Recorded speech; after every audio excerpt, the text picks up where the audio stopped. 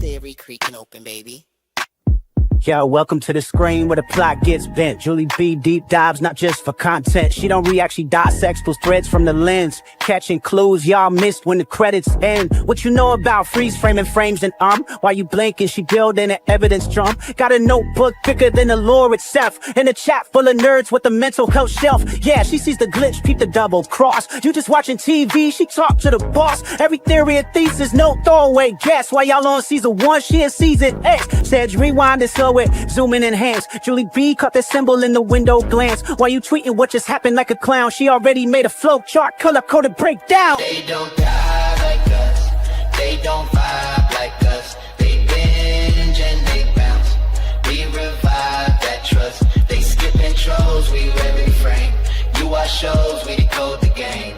They don't die like us, nah, they don't die like us. She cracked Severance before y'all knew it was deep.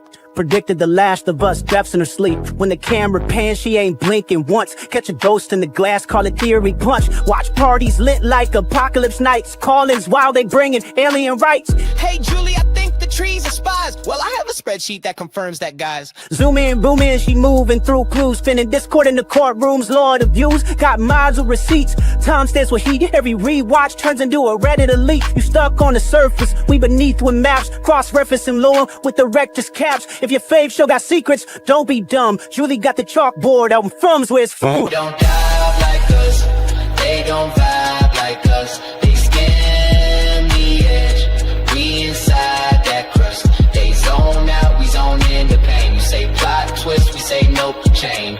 They don't dive like us, nah, they don't dive like us. What's that? That ain't a blooper, that's a plot thread. You thought it was a shadow? She thought it was a coded message from season 3. And she's probably right. Step this way if your mind's unbent. Step that way if your theories pay rent. Say Julie B, deep dive queen. Now zoom, scroll, theorize, pull. Ain't no rabbit hole safe once she got the cloud.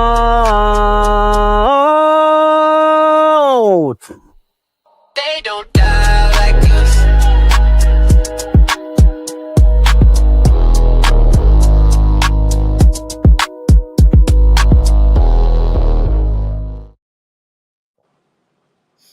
Hey there. Welcome to a late edition of the Institute Live.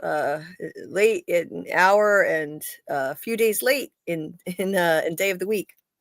But we're finally going to break down episode 3, which is called Graduation. Yeah, it's getting darker and more disturbing with every episode in terms of what the show is putting the kids through.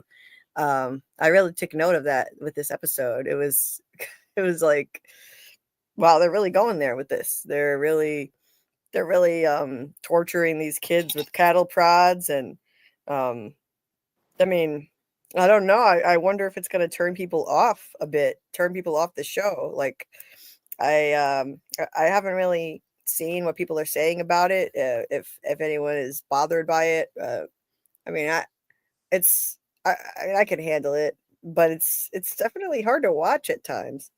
What did you think of the episode, Carl? I agree with you. It was getting dark and more disturbing, but isn't that what we want?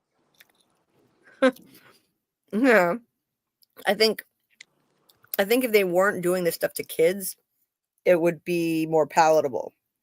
But the fact that they're strapping down a kid, in a chair and he's all sweaty and bleeding from the nose, and they're forcing him to look at something and pumping him full of drugs, and he's convulsing, and then he's like gets slapped in the face again, and then jabbed with shocked with a cattle prod. Right. That was crazy. And then dragged back to his room, and he just slumps down on the floor. Right. I mean, it sounds like a typical Saturday night for me, but you're right. As kids, it's maybe wrong. Yeah. Maybe you've got your strange proclivities, but that's okay for grown-ups. But these are children. So it's kind of weird for me. The extremes they're going to with this, but I mean, they don't have to worry about the show getting canceled because people might get turned off because it's a limited series anyway.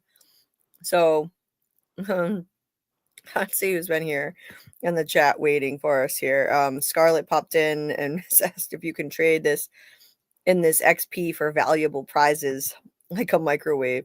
Yeah, unfortunately, it's not really worth anything, but it is kind of fun to see who's ranking first, and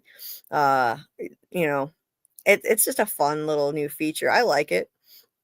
Steve said, Scarlett, you could trade them in for a swimsuit calendar of me wearing various styles of bikinis through the decades, but it's totally worth it if you ask me. I'll take your silence as absolutely awe. I love it. Love it, Steve. Who wouldn't want that prize?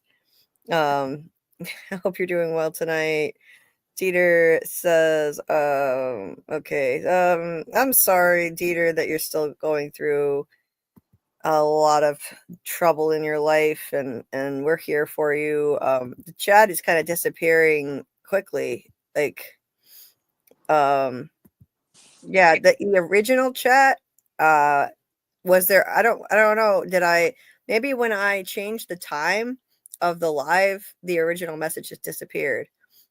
I don't think I changed it though. No, actually, no, I did. There might have been a few messages that got erased from that. Hi with Alice. And let's see. Hi, Kelly. Let's see.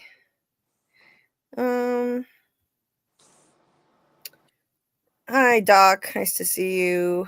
We're taking a week off. For those of you who might be wondering what's going on with FROMacademy, we're just taking a week off. We'll be doing FROMacademy again next Friday. And yeah, I wish we could do memberships and like custom emojis too, Dieter. That would be fun. But hey, Amy, nice to see you.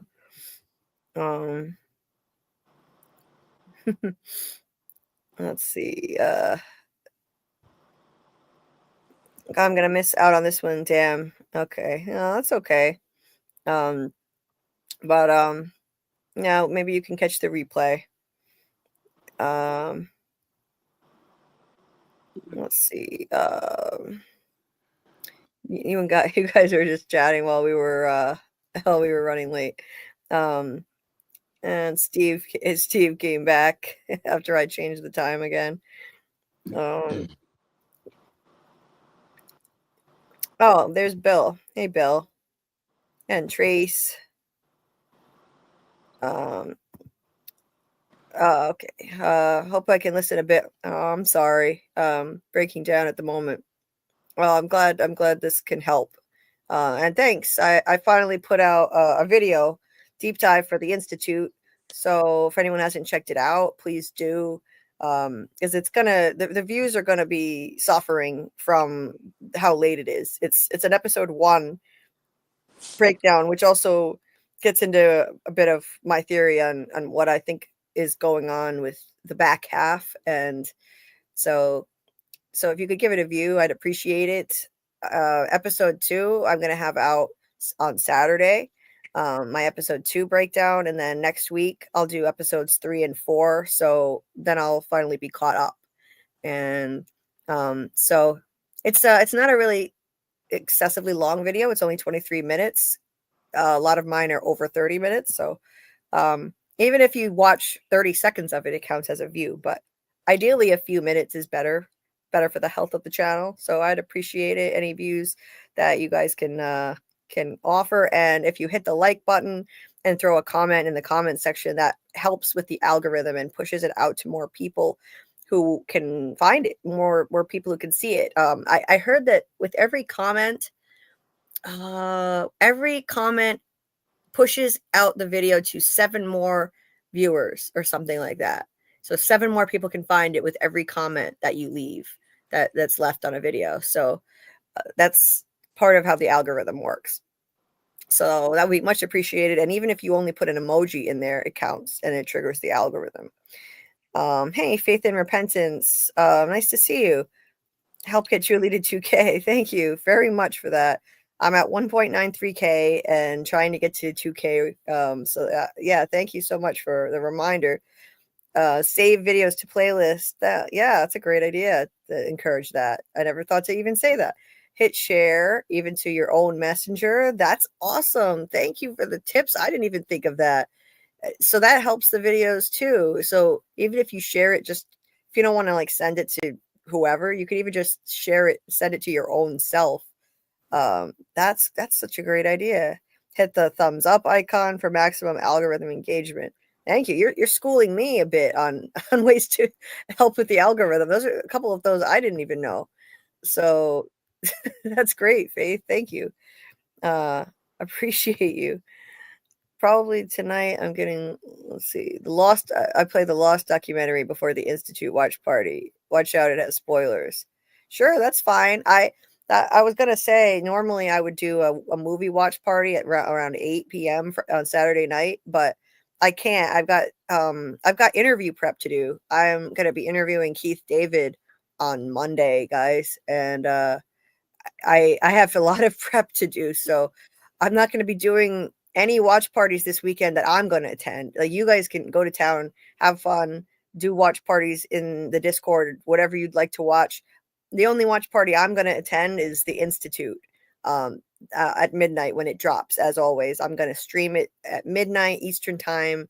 So 11:59 p.m. Eastern Saturday night. Just be ready if you want to watch that with us in the Discord. If you're not in there, there's a link to join the Discord in the description of the video. But yeah, the rest of the time this weekend, I'm going to be preparing to interview Keith David on Monday. So I'm not panicking when it happens. I want to be fully prepared. And I've already been doing prep work, but I've got to really lock in and focus on that this weekend to get fully ready. So, even though Duster was canceled, that interview was not canceled because he has other stuff to promote. Thank God. He has a jazz album coming out, so I'm going to be asking him about that. And I, and it's just going to be a short one-on-one interview. So, because, a star as big as him, they do press junkets. And so it's small segments that he'll do all day long with different journalists and YouTubers and whatnot.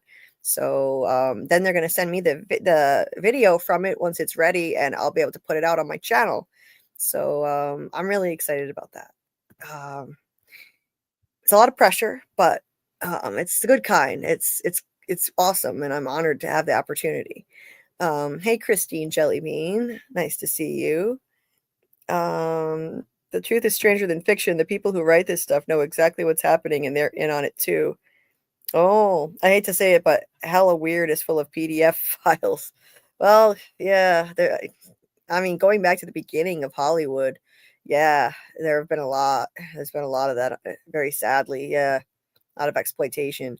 Doc said Bender was aware of how hard the torture of the kids might be, which is why he aged them up 2 years. Yes, that's right. They were 12 in the book. They aged them up to 14. And they made them look even older than 14, let's be real.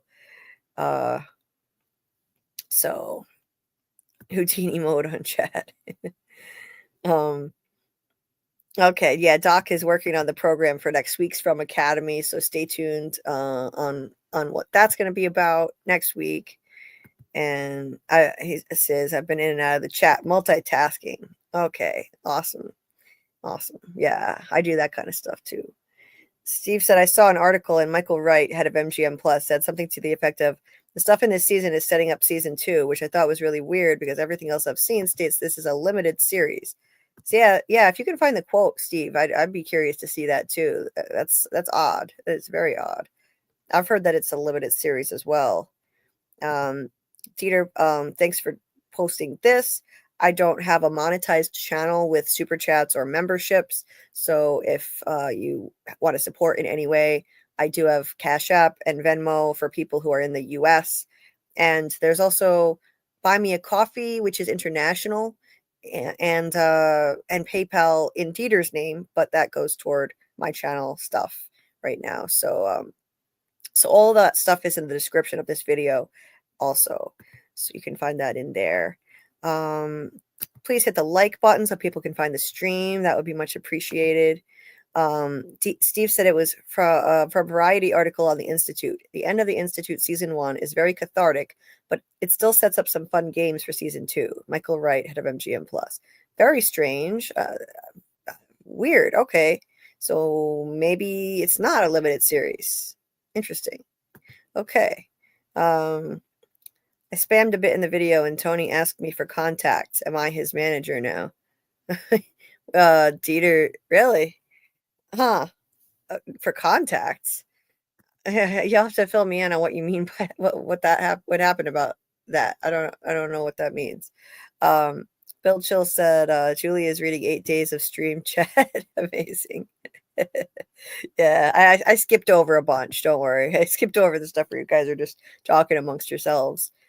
Christine said, I heard that the coins they use for the candy machine and the dots they see, true meaning is that we are changing over to a cryptocurrency. Oh, well, Dieter would love that. He's big on crypto. Dieter said, Julie, what's the I'm not gonna read that. What's the precognition? Yeah, no, it's precognition is awareness of something before it happens. And that's something that they deal with in this show, most likely. They call it PC, but I'm sure what they're referring to is precognition. And we'll get into that a bit more in the breakdown. Yes, Steve, thank you very, very much. Spam the comment section. Please do. Hey, Diviner Zamber, nice to see you. Or Decipher, as we knew you before. Trigger the algorithm. Pause. Yeah. Thank you, Faith. Yeah, I did not know that stuff. So thank you. Now I'm going to encourage people to do that too. Thanks, Carl, for dropping the link to my episode 1 Institute breakdown with my theories and predictions in there as well. Let's see. Any interviews? So nothing is confirmed yet in terms of interviews for the Institute. Stay tuned on that. I'm waiting to hear. I'm waiting to hear on a few things. So stay tuned. If you all have a lot of time to donate, do that to all the past streams. Yeah. So if you've got a lot of time on your hands, if you go to past replays of my lives or videos, that helps with the algorithm as well. So even if it's an older video or a stream, thank you for that additional tip, Faith. Do rewatches help with the algorithm too? Because yes, apparently it does, Steve. Because I put your streams on when I go to bed, even if I saw it live, because they're hours long and no ads. So I don't get woken up by an Ozempic commercial with boosted volume. Well, that's great. That's right. There are no ads because my channel is not monetized. So yeah, you don't have to watch ads on mine. If I were monetized, I would get a cut of the ad revenue. So you get to benefit from the fact that my channel is not monetized. And yes, thank you. That's awesome that you put my streams on. That's so cool. A lot of people say they go to sleep to these streams. That's great. And yes, all the watch hours do help, I believe, with the algorithm.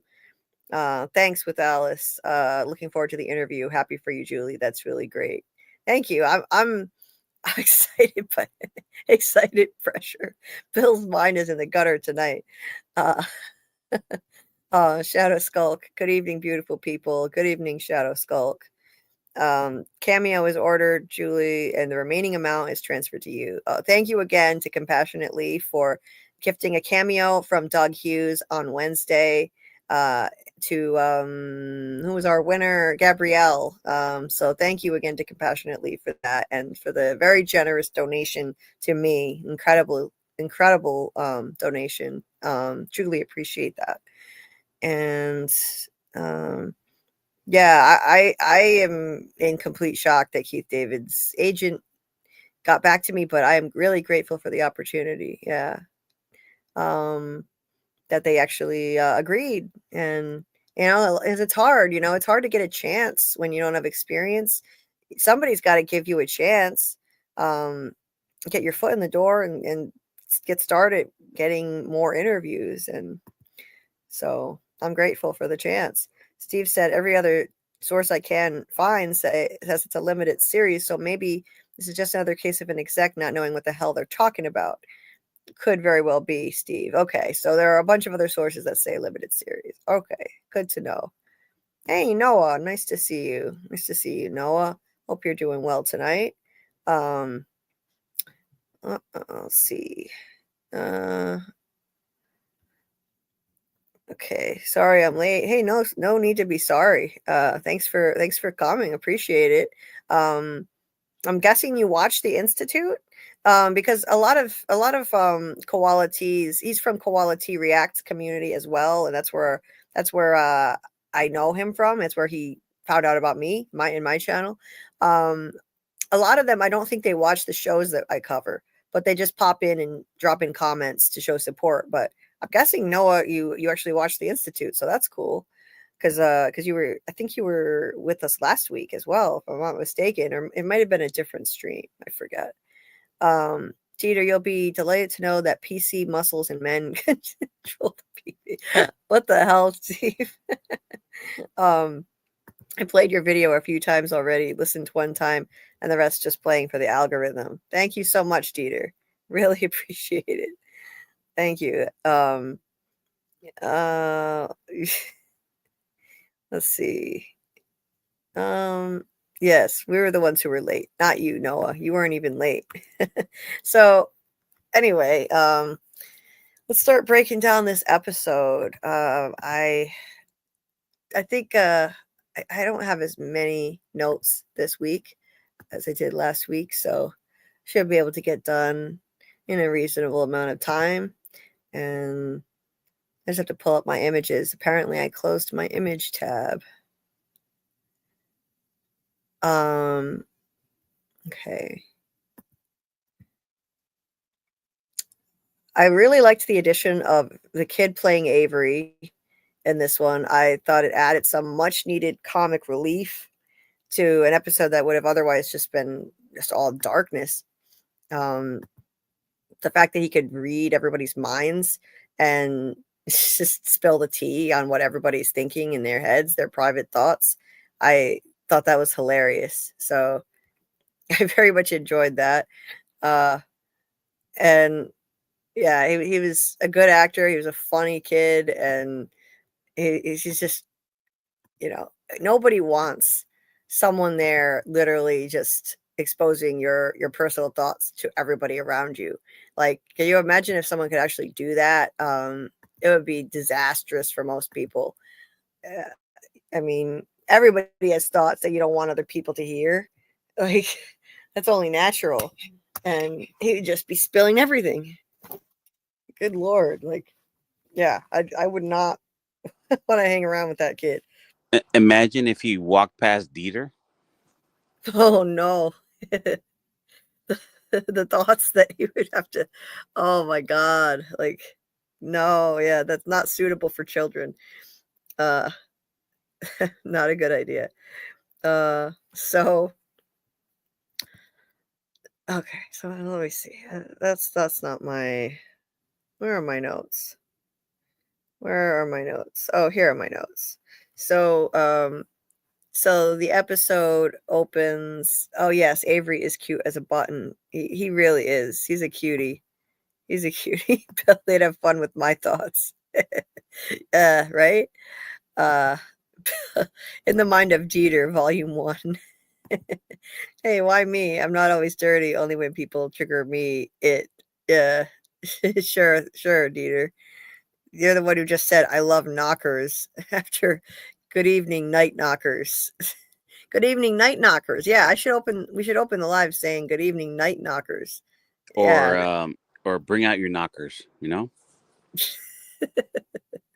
Yeah, it makes it a little more explicit. That's the name that we voted on, that everyone voted on as their favorite. So, and it won by a landslide. So we're the night knockers, I guess.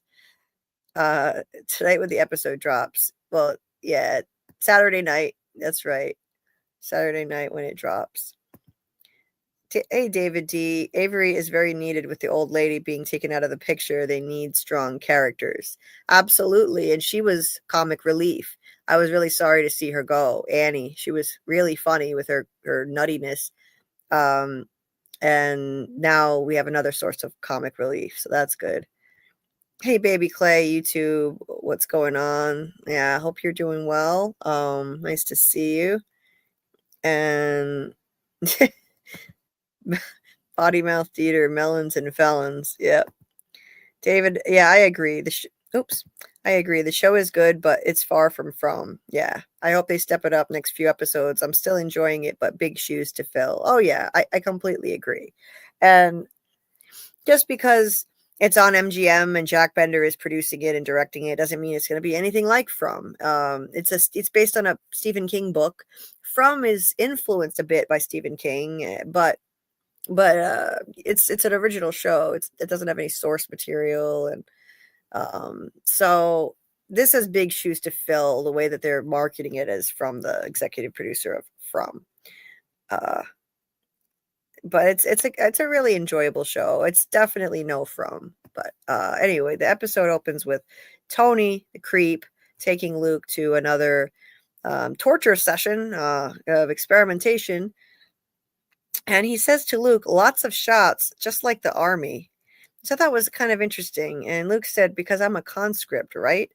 And it kind of made me think, it reminded me of something I've been thinking about regarding what they could be using these kids for. I think that they're taking the kids to the back half.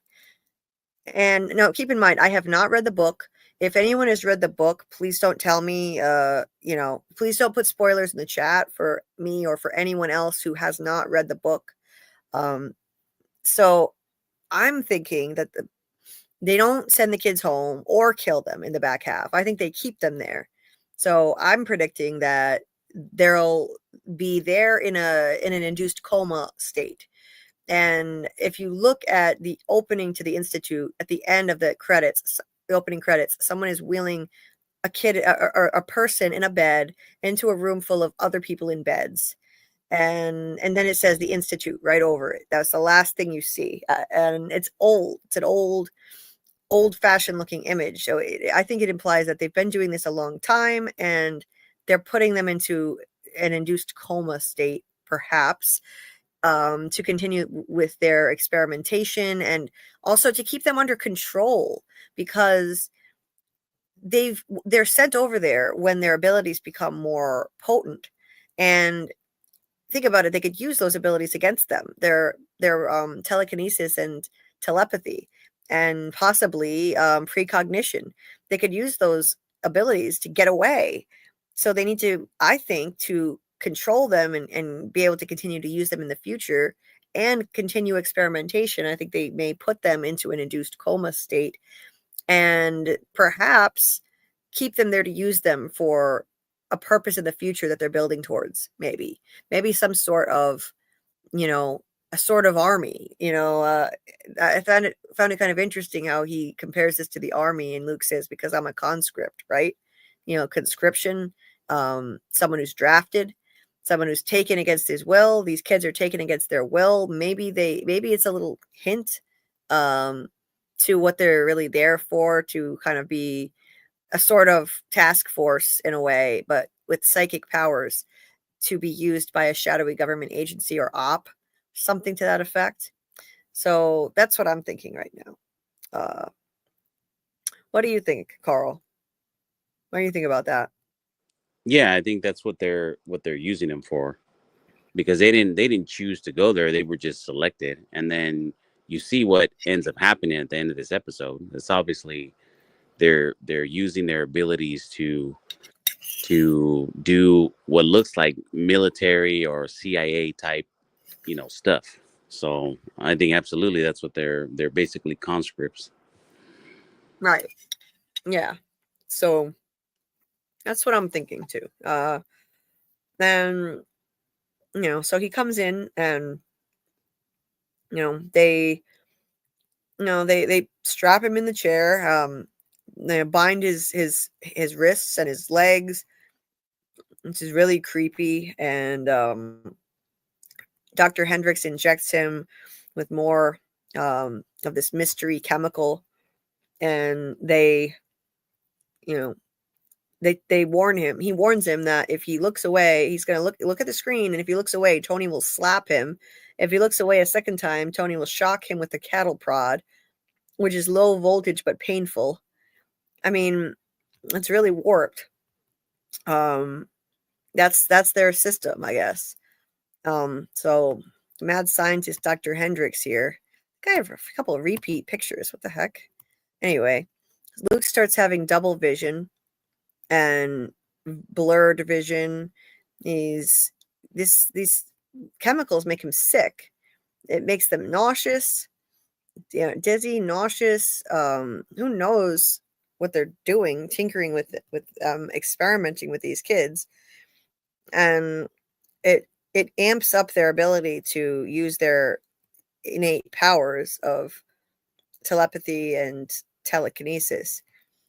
So he tells Luke, while he's looking at scans of his brain, like his brain activity, he's watching it. He tells him if he sees the dots, to tell them. And Luke looks at it. They're not expecting him to actually see any, but he does. I mean, he tries to look away. This is really creepy. Tony, once again, is getting handsy, putting his hands on his face and forcing him to look at this. It's just that was uncomfortable to watch. Even just that. I don't know why, but it's causing him discomfort just to have to look at the dots, and he gets a nosebleed as well. Seems to trigger his abilities, his psychic ability in looking at the dots. So he sees the dots, and they are red, green, and blue, the primary colors of light. I'm not sure what the significance of the dots actually is, why it matters so much, but maybe we'll find that out later. But the thing of it is, he doesn't tell them that he sees them. He was told to tell them, and he doesn't say anything. And they just assume that he didn't see anything because they didn't expect him to. And he just doesn't say, so he doesn't even have to lie. Then he starts convulsing, maybe having some kind of seizure, and they recline his chair back. And Hendricks literally responds to it by saying, "Oopsie daisy." I mean, could he be any more cavalier about endangering this child's life who he's experimenting on and torturing? What a jerk. Yeah, it's twisted. These people are sick, all of them. I mean, sounds Hendricks like an insensitive proctologist. You know what I mean? Right. Hendricks may be nicer than Tony, but he's still a weirdo, and these are monsters, all of them. Then to be honest, I think this scene was a real throwaway. I don't know what the point of this was. This was just a total filler scene. Basically, it's just like, okay, we've got a guy, like, we've got like an attractive young man on the show. Let's just throw this in for some like some aesthetic value. So like let's just throw in a shirtless scene. Why? Are you complaining, Julie? I'm not complaining. It's just this was completely pointless. There was no need for the scene to be here at all. Zero. He wakes up and he goes to the mirror and he starts to wash his face. That's it. The end. There's nothing else that happens in this scene. It's just an excuse to get his shirt off. Anyway, I think he just won the Emmy right there. Yeah, Emmy-worthy performance right there. Except his pecs are doing most of the work for him. It's just so stupid. And this part was stupid too. I'm sorry, but like, I don't see the point of this hotel owner. Like, I feel like every time we see him, it's a stupid throwaway scene, just him and a lizard, just for the sake of being weird.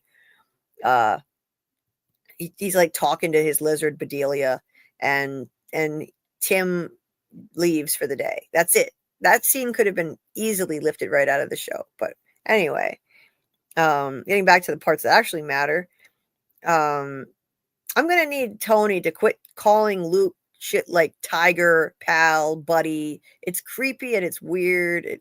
He's not a little kid, and the way he says it is pervy and weird. It's like he's like, "Oh, you okay, tiger? You know, ew, you're a creep. Go away. I don't like you, Tony. Ew, just ew. This guy is gross." Luke wakes up and asks to go back to his room. You know, he's feeling sick, nauseous, he's sweating bullets. And Dr. Hendricks says the disorientation will pass, but he'd recommend skipping lunch. So these people are just absolute monsters. They won't let him go back to his room. He just had some kind of seizure and passed out. And he's in terrible shape and very ill, and they won't even let him go back to his room. They make him do another test. They show him papers with stuff drawn on the back and ask him what they are. Luke doesn't know what it is. He's like, I don't know, a dog taking a shit to Brooklyn Bridge, a killer whale. He's like, I don't know, you know, and he's like begging to go back to his room, and then Tony shocks him with a fucking cattle prod. It's really messed up. He's already so sick, and yeah, I'm just surprised that they'd go there. You know, I can see why they aged up the kids from 12 to 14, because that's a big difference. You go through a big growth spurt between 12 and 14. He can't even walk on his own back to his room. Tony has to support his weight, and then he just kind of crumples to the floor and cries. It's kind of hard to watch. So that's that scene. Then you have Tim and Wendy. A scene with Tim and Wendy. Let me, if I can get to it. The police station. Tim doesn't want to file a report on the shooting incident. So Drew's account of it, that incompetent cop, Drew, that'll be the only account of what happened. And it doesn't credit Tim for anything. As she questions him on why it doesn't bother him for Drew to just take credit for shit he didn't do. She knows Tim is the one who saved his life by bandaging him, that man, that convenience store owner. And he had to be taken. She said the nearest hospital is 2 hours away. 2 hours away in Bangor, or in I think Acadia. Acadia. 2 hours to get to the hospital. Most people would be dead. Like, who lives 2 hours away from the nearest hospital? That's nuts. I mean, Carl, you kind of live in the middle of nowhere, but you have a hospital that's closer than 2 hours away, right? Yeah, the hospital's like 4 blocks away, because there's a one of the main things that's here in town is a hospital. Yeah, exactly. Like, are there actually places in America that are 2 hours away from a hospital? I mean, God forbid you have a heart attack, you'd be dead. That's crazy to me. That does sound crazy, right? I mean, I could see them having to take him to a specialty hospital, right? Depending on the injury, but like no hospital, that's ridiculous. Yeah, I find that really far-fetched for me. I doubt it that that's really the case anywhere. But When stuff like that happens, they'll literally airlift you, like in a helicopter. You know what I mean? yes. Stuff like that. Air flights are available everywhere around this country. Yes, exactly. So they would at least airlift him, but she says that he's the one who's responsible for that man surviving because of how well he bandaged him up for that 2-hour drive to the hospital.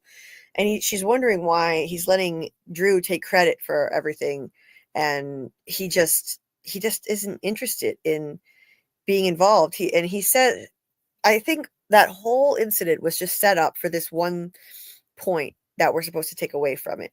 Tim says, I spent a lot of years thinking that I needed to involve myself in everything. You know, be the guy to fix what was broken. She says, so you came here to not be involved, yet you run toward gunfire even when you don't have a gun. And he's like, old habits, I guess. This is clearly foreshadowing that he's going to get involved in saving the kids from the Institute. I mean, it couldn't be more obvious. He's on a collision course with that. And we see that by the end of this episode for sure. So I think that's the whole point of that whole shooting incident that really doesn't have anything to do with the main plot at all. It shows that he is capable of heroism, and he's really impressive in a crisis. He is heroic. We saw what he was capable of, how he was able to keep his wits about him. He has what it takes. And so he's gonna get involved. He can't help himself. If someone is in trouble, he cannot help himself. He has that savior complex. So now he's already kind of on the trail of the Institute. He's definitely going to be investigating it. I think he's going to be looking into it more. I would say by episode 4, he'll be on that trail. He also suggests that she cut Drew some slack. And she says that she does. And he also asks her to cut him slack too, because I'm a nice guy, he says. Now for me, I think that this antipathy that she feels toward him is contrived and forced. I feel like it's just a lame, trite, cliched plot device, to be brutally honest. For her to have that antipathy toward him. I don't know why she has this attitude, and I feel like it's just setting up some kind of hate to love romantic subplot that I'd be perfectly fine with if there were a justification for her being mad at him or being nasty to him in the beginning, and there isn't any. So they don't give us any clear reason for that. But moving on, I have some duplicates in here by mistake, so I'm just kind of skipping through. Okay. In the Institute cafeteria, let's see, what is her name? Lakeisha? I'll just call her Shaw. Shaw, like the others call her Shaw. Shaw says that Avery, the new kid, is the real deal. His TP is much better than hers. He talks to her like a voice in her head. So he can literally speak to her in her head. And so it's better. He's better at it than any of them. And he's much younger than them. So yeah, she could sense that about him. She sensed it from the time he arrived, that he's going to be the one. He could be the one they've been looking for, to get inside the staff's heads and read their minds, what they're hiding, their secret thoughts. And yeah. And then they can use that. They can use that as an asset. Avery comes over and says that he wants to go home too. He hates it here, so he's willing to help them.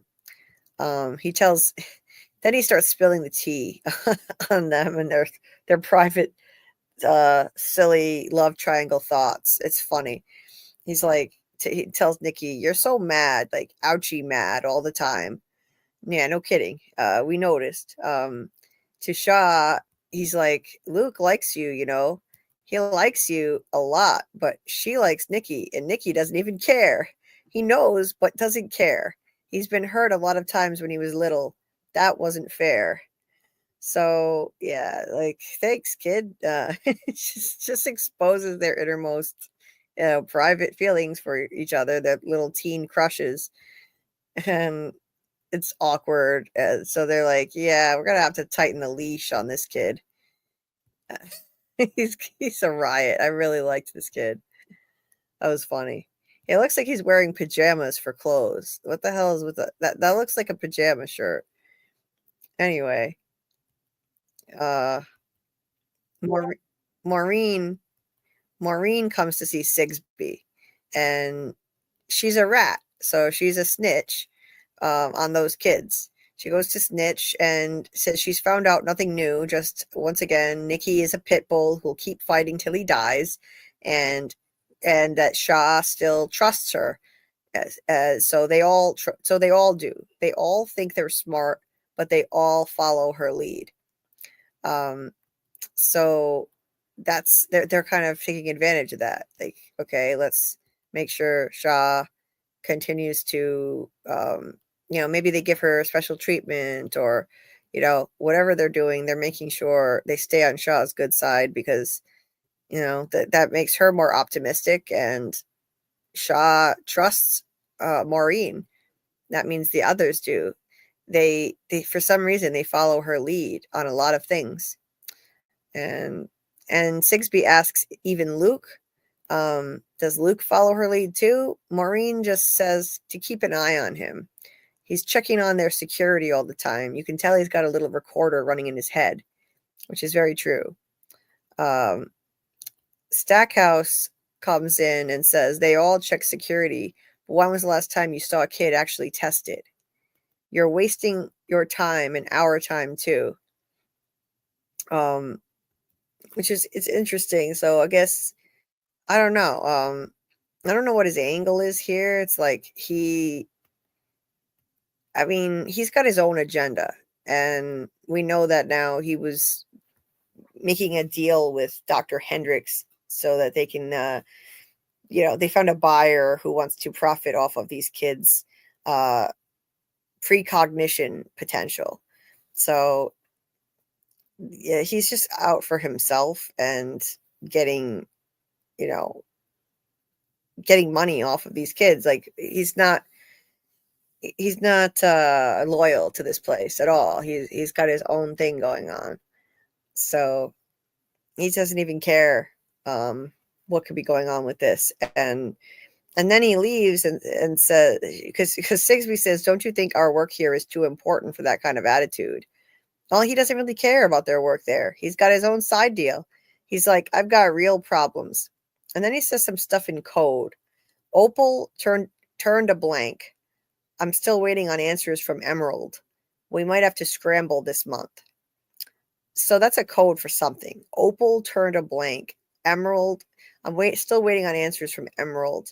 Opal and Emerald are two different kinds of stones. This is code for something. So it's unclear what that means at the moment, or what he means by we might have to scramble this month. And Sigsbee responds, don't worry, I've made upstairs well aware of all the problems you're having with the Snatch team. Then he leaves, and she says to Maureen, the keyhole's about to open. Is there anything else? So showtime, we get to see what the keyhole thing means in this episode. Maureen says no, she'll just clean in here while she's gone. Sigsbee warns her about Avery. His TP's really strong, and Maureen asks if he can read her mind even if she's guarded. So she must have learned some technique to try to hide her thoughts from the telepathic kids. Sigsbee says it wouldn't hurt to just keep her distance, and his baseline numbers are high, so he probably won't be there for long anyway. Then Hendricks meets up with Sigsbee in the hall and says the Ramsey keyhole's about to open. That's the name of a senator who dies in a plane crash later in this episode. So they're in the business of assassinating people using the kids somehow in their psychic abilities. From the looks of this, the Ramsey keyhole, and then Senator Ramsey dies in a plane crash where they make it look like an accident later in the episode, which we'll get to later. So this is a really interesting development, and it shows what they're actually about here. Are they mainly just taking people out bit by bit? Whoever their political opponents might be? Is this a shadowy? I tend to think this is a shadowy government op, maybe some kind of offshoot of the government. And so they're working on taking out a senator. That's pretty crazy. Now it seems like they have a certain window of time when they can do this, and so the Ramsey keyhole is about to open. I guess it was the opportune time for this to happen, and somehow they use the abilities of the kids to make it happen. So I guess with a really strong, powerful, what is it? What's it called now? telekinesis. With a really strong telekinetic ability, could they take down a plane? Who knows? It's possible. He says he's surprised that she's going to join them in person for the Ramsey keyhole opening. Says it's been a while, and she's like, "Oh, I try to join when I can." It's just kind of funny to me. They're perversely happy to spend time together for this keyhole opening, which really just means murdering a senator and other innocent people on that plane. And somehow they're like treating it like, oh, we haven't done this in a while. Oh, this is so nice that you're here to spend this time with me. Like, what the hell? It's weird. These are really warped people, really warped. Like these people, they don't act like evil villains. They act like everything they're doing is just normal, but it's not at all.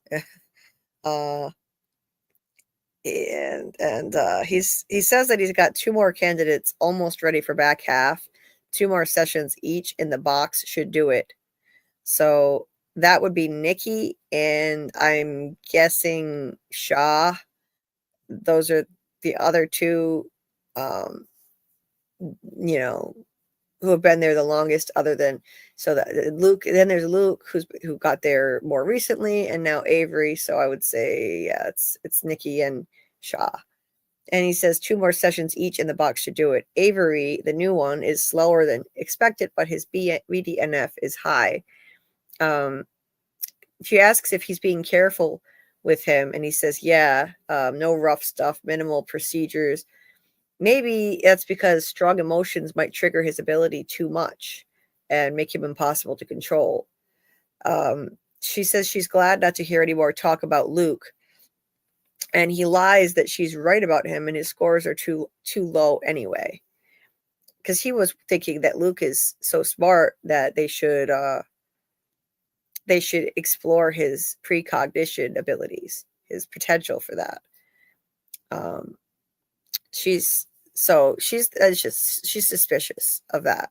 She's not buying it, clearly.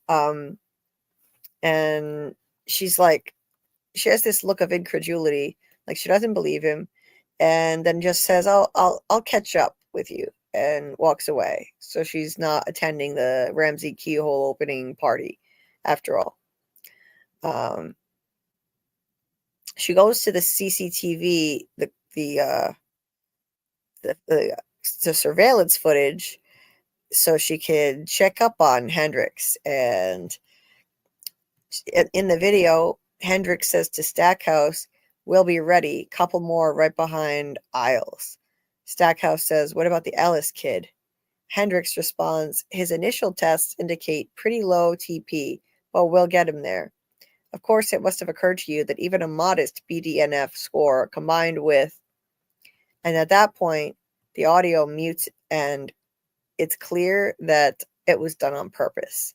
Stackhouse is the head of security, and he can easily do such things. So, yeah, there's no audio. They deliberately hide it from anyone like Sixby being able to find out what they're talking about. And this is where he had been talking to, I almost called him Henry because he was on From as Henry. Hendricks. Oh, they both start with Hen, too. Hendricks. This is when he was talking to him about profiting off the kid's precognition abilities. But she doesn't hear any of that because he disabled the audio, which he said he did in the previous episode because Hendricks was nervous about talking openly. Then we go back to the cafeteria where Avery can sense what Shaw is thinking, and she tells them she saw dots in the box, and that place is the worst thing they do to them here, the dream box. She said, Hendricks says you can give yourself an embolism if you try and fight it, and it feels like a nail is being hammered into your forehead. So that sounds pretty horrific. She tells them she saw dots in the box. So I think this is her first time seeing dots. And that means that she won't be long for this place. So yeah, she and Nikki are definitely next in line to go to the back half. And they're dropping like flies at this point. This is the second episode in a row with a goodbye party for one of the kids. Then there's this crazy humming noise. This crazy humming noise moves through the hallways toward them. Avery gets up and stands there listening to it. The others could definitely hear it too. Avery seems to be affected the most by it, though. Luke at one point covers his ear like it's bothering him. And he, and at the same time, Annie in her tent, this homeless lady, she hears it too. So she's got her own psychic abilities. That's already been made clear. She knew Tim's nickname from his mother was Sport, and she knew it was from Porgy and Bess. She has some kind of telepathic ability, I'm sure. Maybe she was even a victim child who was experimented on by the Institute, because there are very old images of kids in the opening credits. She could have been one of those kids. Because the fact that she can actually react to that hum, that tells me she's probably been at the Institute as a kid. And Luke asks what that was, and Shaw explains that we all see it sometimes. It's definitely something coming from back half. So, something coming from back half. And before I get into this next part, let me just check in with you guys here, because I'm already almost halfway through my notes. Wow. Let's see.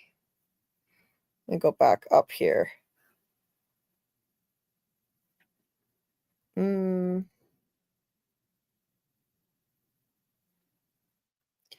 Shadow Skulk said, just sharing an experience which makes the hospital distance in the Institute seem plausible.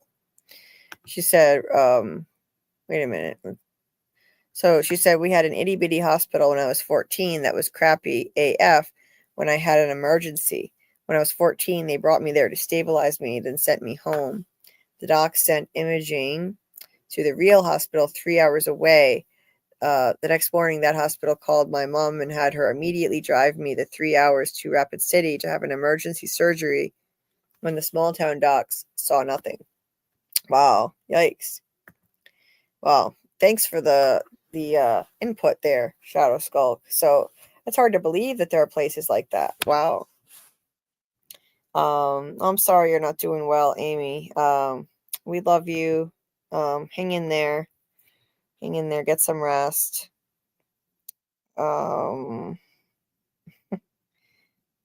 Okay, let me go back up. I missed a bunch of stuff here.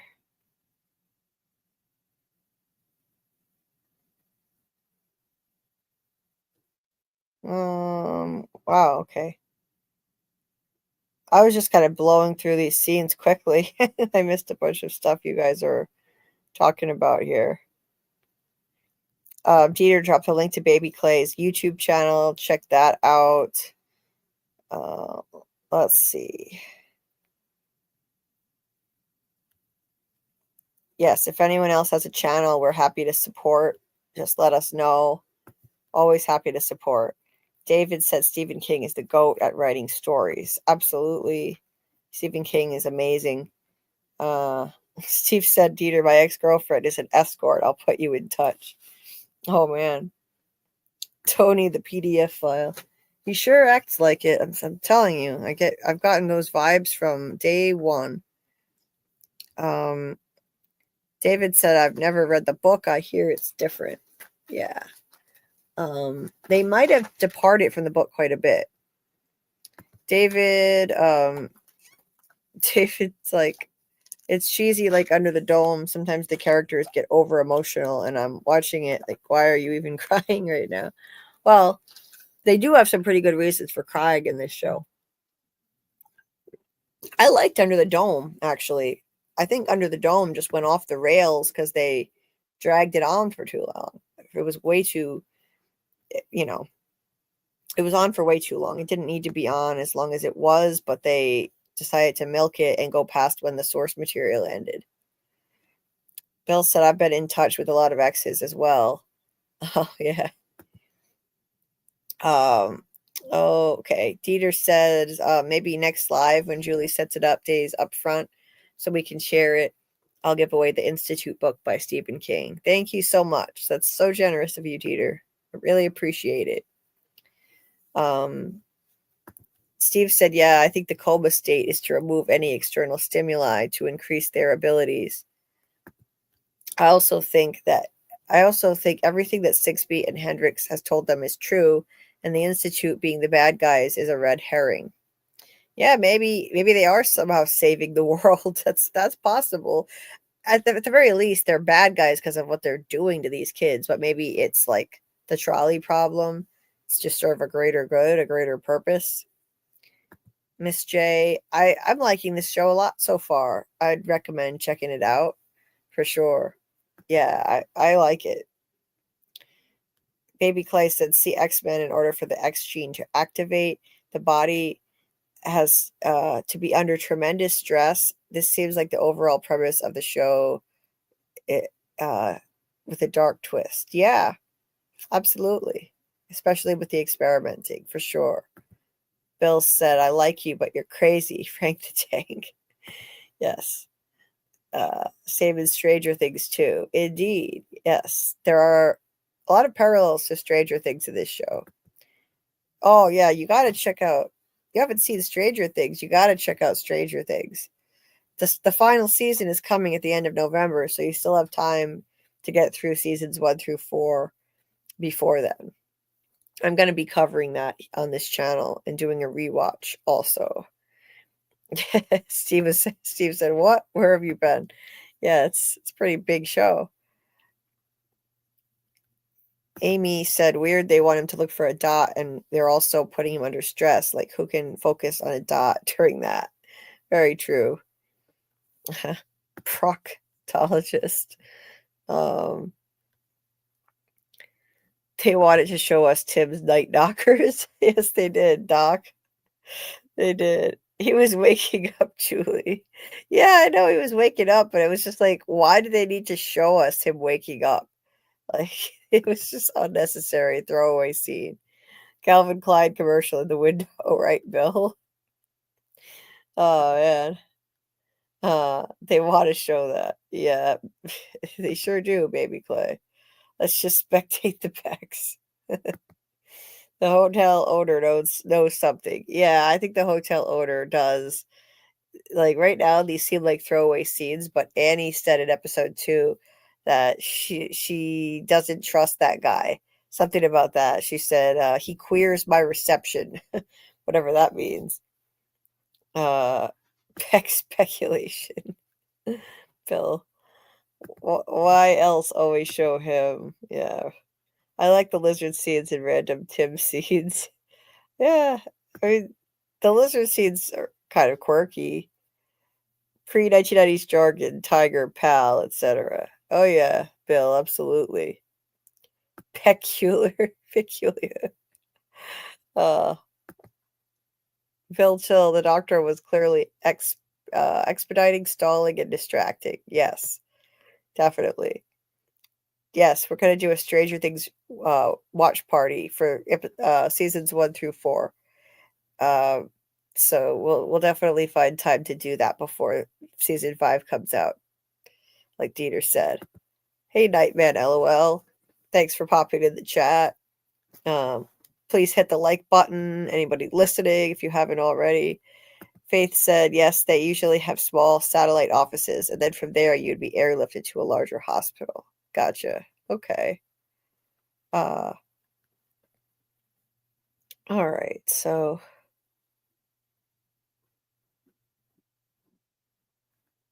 Shadow Skulk said, okay, I read that one. Yeah, about the hospital story. Let's see. It's like that time everybody got fired from the nuclear plant before the government realized they needed the people, right? Okay, so Shadow Skulk said, I'm in Idaho now. Was in northwestern Wyoming then, and the hospital was in South Dakota. Wow. Bunghole. TP, yeah, the TP reference, yeah. Yeah. Um, kids say the darndest things, right? Yeah. Steve said Opal and Emerald. He's got to be talking about Oprah Winfrey and Emerald Lagasse. I don't know about that. Opal, amorphous, colorless, white, yellow, red, orange, green, brown, black, blue, pink, irregular veins in masses and nodules. Huh. OPAL, as an acronym, this can refer to various organizations or projects, including the Office of Procurement, Acquisition, and Logistics within the VA, or optimizing prescribing of antipsychotics in long-term care. It can also refer to OPALs, an open-sourced automated library system. Well, thanks for that info, Bill. Yeah, it's got to be a code for something. Hey, Fletch. Nice to see you. Let's see. Not gonna do it. Keyhole. Um, let's see. Oh, okay. Welcome back, Steve. Having dinner in the middle of the night like me. Yeah, I'm not the only one. With Alice said they're aliens, Julie. They probably don't have much empathy. Yeah, you're right about that. That would be a problem in the empathy department. Bellchill keyhole opening party. Yeah, that sounded a little weird now that I think about it. Opal equals no go and emerald equals go ahead. Green light. Oh yeah, maybe. Maybe. Um let's see.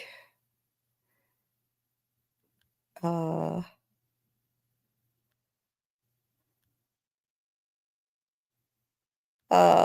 where was Mostly Insane? Oh, hey, Mostly Insane. Nice to see you. Hope you're doing well. So getting back to the breakdown here. Where are my notes? So then we have another little conversation with our mystery man whose name has yet to be revealed. And we saw him in the previous episode out of call with Stackhouse and Sigsbee, where you saw like he has a picture shaking hands with someone who's basically Reagan. And then there's another one where he's shaking hands with what looks like a young George W. Bush. He's definitely got some major pull. We still don't know who he is or what his role is and have not seen his face. They're hiding it on purpose. Sigsbee calls him to rat on Hendricks, and she's like, sorry to bother you so late at night, sir. He asks if there's a situation, and she says, no, tonight's operation went smoothly, aka taking down that plane that the senator was on, Senator Ramsey. Apparently it went smoothly. It's a go. Then the man chuckles and says, well, then isn't this an unexpected pleasure? Kind of a weird vibe. Like, I don't know. I got this weird vibe, like predatory toward her. The way he said it was weird because then it seemed like it triggered her. Maybe some kind of past trauma when he said that. Chuckle. Oh, isn't this an unexpected pleasure? Then she takes out a staple remover and actually like draws blood from her own thumb. It's pretty strange. She seems to have a masochistic streak, definitely. In episode 1, she branded herself using a coat hanger at home, and it was not the first time she had done it, and she seemed to be enjoying it thoroughly. Now she's deliberately drawing blood from herself with a staple remover. She says, I have a possible security risk. I thought you'd want to know immediately. And he says in response, let's see, I don't imagine it's an accident that your head of security is not on this conference call. She responds, no, sir, I believe Mr. Stackhouse is the security risk. and the man is not buying it.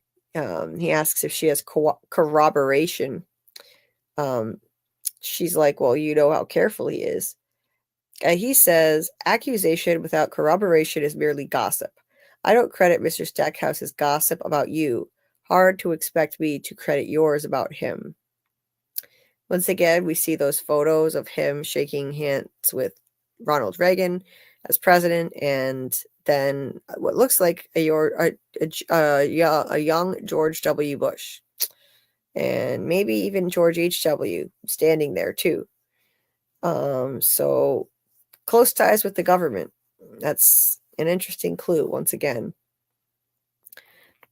she's like questioning about me. So Stackhouse has like gossip about her. Interesting. She's like, she wants to know more, and he just says goodbye.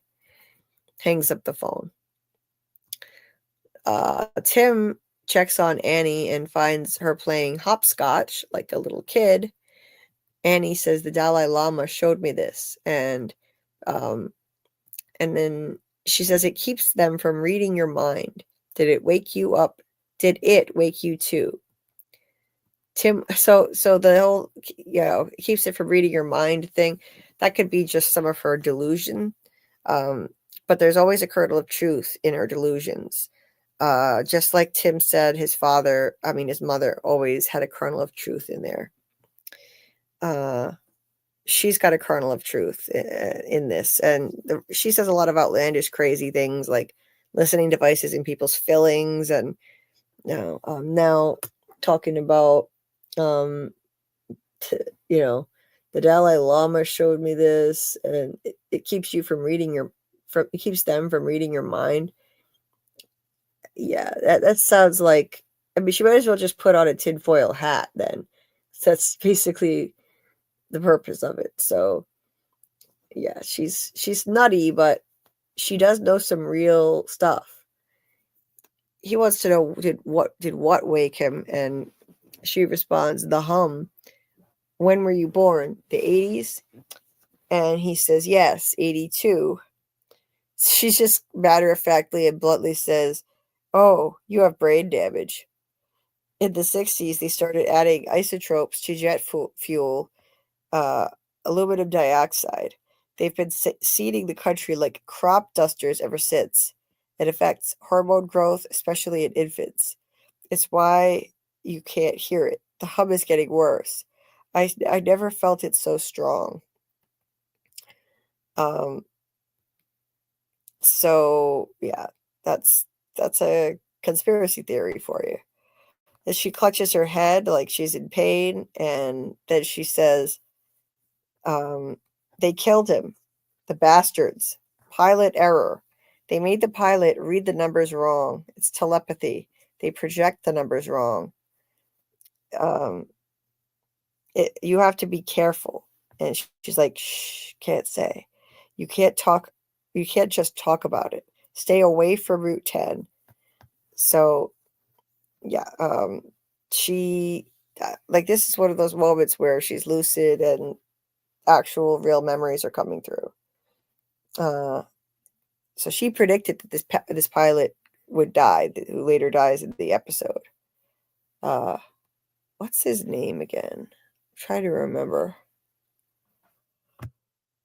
I can't seem to recall. What are you trying to remember? I was trying to remember somebody's name. I forget. The senator's name? Senator Ramsey? Yeah, that's it. Senator Ramsey.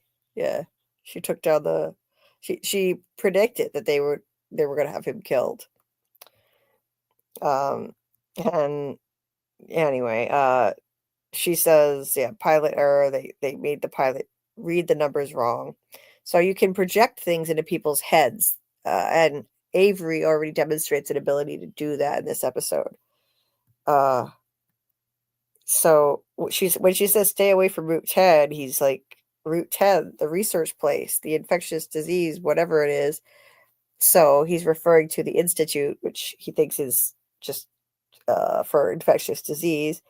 research. She says, "Shh, oh, you think I'm crazy. They thought Copernicus was crazy. They thought the Unabomber was crazy.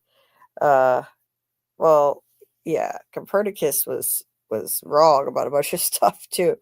But Tim says, you ever talk to anybody, Annie, like a doctor? He's trying to convince her to get some mental health help.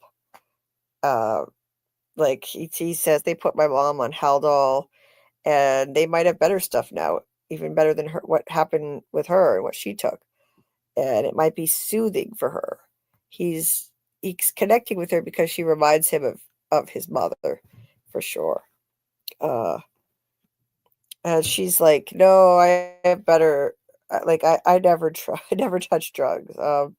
Booze either. My last drink was February 1st, 2003. Keep your eyes open.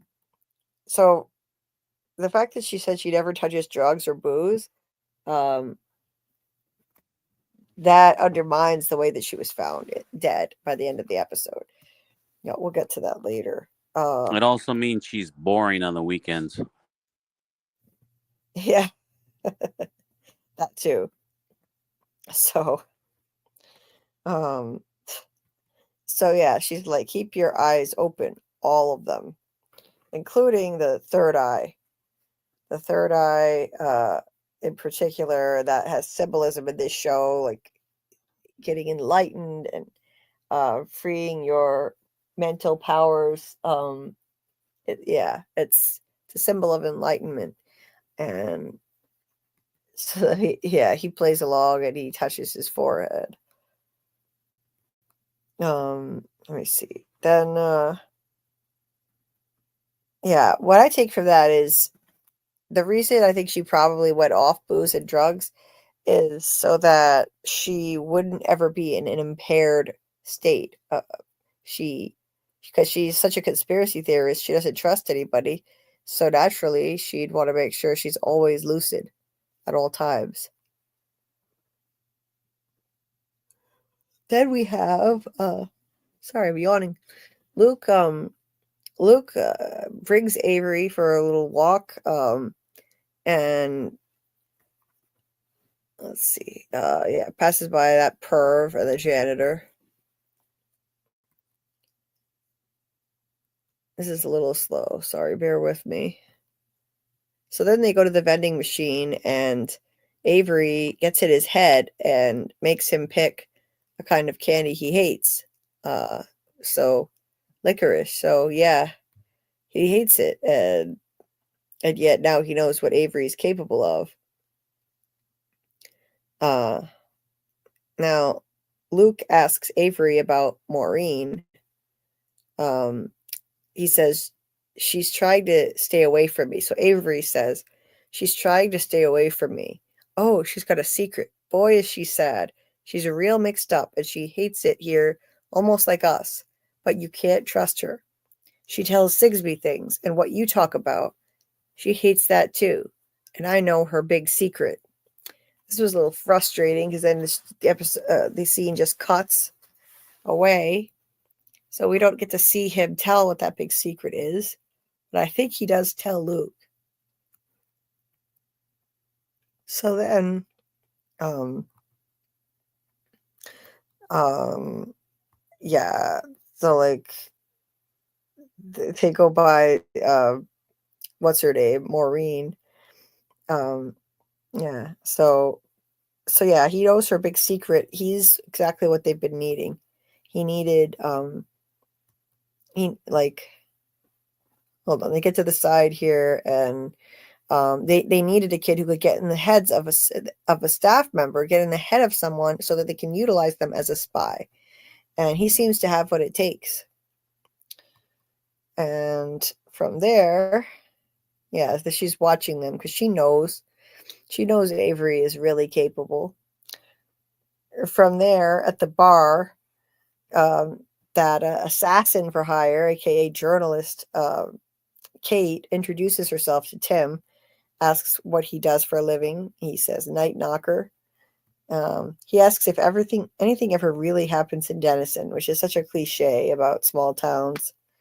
And she's like, "Oh, the shootout at the mini mart is more excitement than they've had in a century.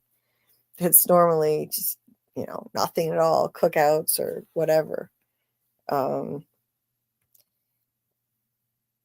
So she's cozying up to him a bit, and I think she does that on purpose, if I had to guess.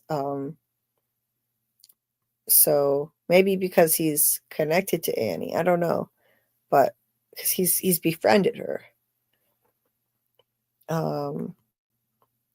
They also see a report on the news about a plane crash, saying, I believe it said Senator Ramsey.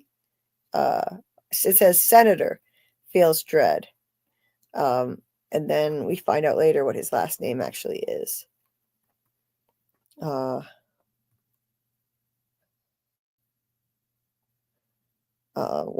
Okay, so yeah, there's a closer up shot of it.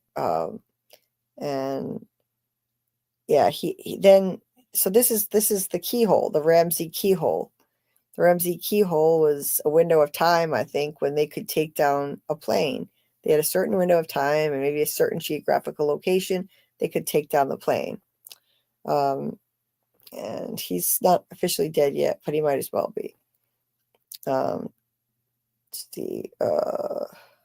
Tim asks Kate if she knows anything about the research place on Route 10, meaning the Institute. She's like, "Oh, Elaine, Illuminati, aliens, alien spacecraft, Sasquatch breeding. Breeding. I mean, really." She's making a big joke out of it. He says, "No, I need mind control. I mean, I heard mind control, telepathy." She's like, "Boring, so tame. Most people say aliens, Area 52, but I'm going to write the big expose, win a Pulitzer. Who told you mind control?" So there's where she starts pumping him for information. Let's see. He tells her that Annie did. Annie told him about it, and she says Annie's crazy. He says Annie told him that they were going to use that mind control power to sorry, I keep losing my place, to crash a plane, making it look like pilot error, but it's clearly not. So they rigged it. They definitely rigged it. Steve said, "I mean, what is this place? What are they actually doing?" Kate lies that they don't do anything. Some Cold War. Sorry, I can't read my notes. Some Cold War pork project. Probably have like anthrax locked in a freezer, so no one's doing research, but government waste is old news. Yeah, right. I don't buy that at all. I highly doubt it. Then she exits suddenly, off to kill Annie because Tim made the mistake of saying that he befriended her. And so, yeah, now she's got she's collateral damage, and she was nosing around too much. It was only a matter of time before she got hold of a full-size radio. Wait a minute. So anyway, so like, yeah, I think this sucks. I was really disappointed that he spilled the beans on Annie. Like, she's pumping him for information, and it's like she did it on purpose. It really felt like she was chatting him up on purpose, and I was mad they killed off Annie so soon. You knew Annie was a dead woman the moment he gave up that information. That she said she knew that they were gonna crash a plane. They were gonna crash a plane with that hum noise and make it look like pilot error. So she was dead woman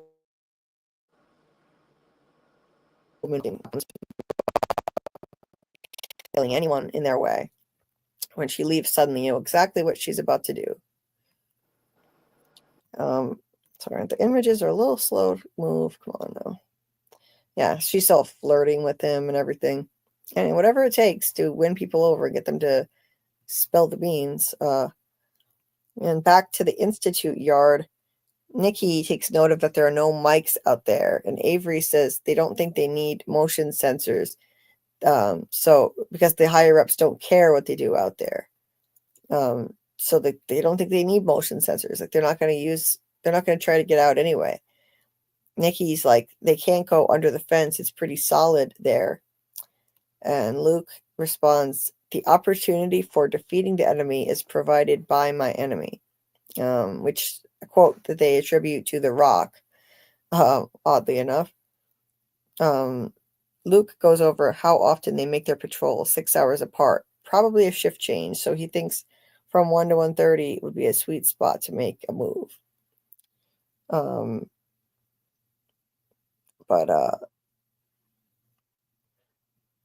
Then there's a security dude with a dog who just happens to walk by, and Avery takes the opportunity to try to get into the dog's head. Let's see. Yeah. So Avery's like, dogs don't protect their thoughts. They let you ride with them. So they could easily get in the mind of a dog and just chill with him. And you know, in his mind, he could see what the dog was seeing. He sees another fence up ahead, old and rusted, and tall grass. And in his mind's eye, he also sees another playground, all old. He doesn't know if it's attached to the back half. He couldn't see it clearly with the tall grass. And Luke asks if they could dig under it, and Avery thinks he could. Or they could. Nikki asks how they can get back there, back beyond the fence, that is. Avery didn't see any kids there. It looks like no one's ever out there. And he said, I don't want to go back there, sounding pretty uneasy. Luke responds, what's back there? Can you feel it? And once again, they're cut off before they can finish a scene. How many? Okay, do I have duplicate shots in here? Hold on a sec. I feel like I've shown the same shot multiple times. Let me. No, I think kind of going back and forth between similar shots. Okay, that wasn't me. Sometimes it's hard to tell. So then he asks, "What's back there?" As in, what's in the back half? Can you feel it? And Shaw is then wheeled, you know, kind of not wheeled, but like stumbling. And this time she's not being supported by anyone. She's walking on her own, but she's stumbling and sick. And Luke was asking there, what's back there? Can you feel it? She answers, she's brought out for the box. She says, since she's brought out, she says, I connected to the hum. She also says, you will see me no more, which is something that echoes what Nikki said in episode 1, before one of their own gets taken to the back half. And that's something that actually comes out of like funerals and stuff like that. So it's ominous. Nikki's always there to be the one like holding her up, holding people up when they can't walk. Yeah, so I'm trying to get to the next scene in my pictures here. Yeah, she's really emotional. They don't know anything about the back half, and yet they have this deep-seated dread about it. Then they throw another graduation party, just like last week's episode, saying, we're so proud of you, Kalisha. You're ready to serve your country. Serve your country? No one will know your sacrifice, not even you. But you're going home. Congratulations. Now, will she not know about her own sacrifice because she'll be in a coma? Or brainwashed, so she won't know it's a sacrifice? I don't know. And yeah, so maybe there's going to be some kind of army of people with psychic powers, and she's going to be in it. Oh, my cat is making a fuss over here. So Avery, this little boy, tells her, I'm going to stay in touch. I'm getting stronger and you are too. And she says she'll try. Avery can't read anything off of 6B, though. She must keep herself really guarded. Then Nikki comforts Shaw, saying he'll be there in a few days when they send him. So they're all trying to make her feel better. But she's very stoic, although there are some tears. She says it's too late for me. I can't find the picture now. I'm trying to find, but anyway. Luke asks, you hate these graduations, don't you? And she actually admits, she says you'd better get back. And then he says, it's not too late, Maureen. So she doesn't outright say it, but I think it's pretty clear.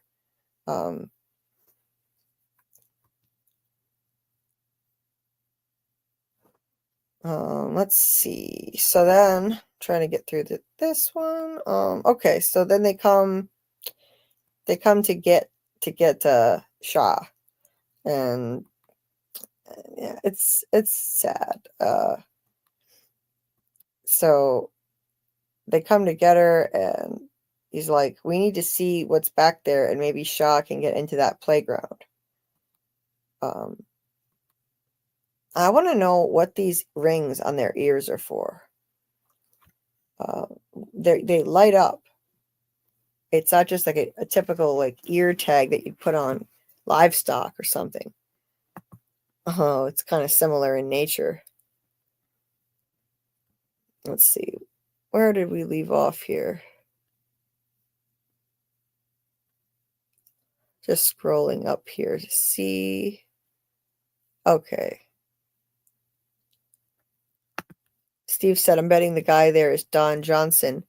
When they show him out of focus, it resembles him and sounds a lot like him. I think that he's played by the guy who plays the pilot in Lost. I'm not sure of his name, though. Bill, the prediction, the show died when Annie died. Yeah, I'm disappointed in that, too. It's Jeff Fahey is the name of the actor.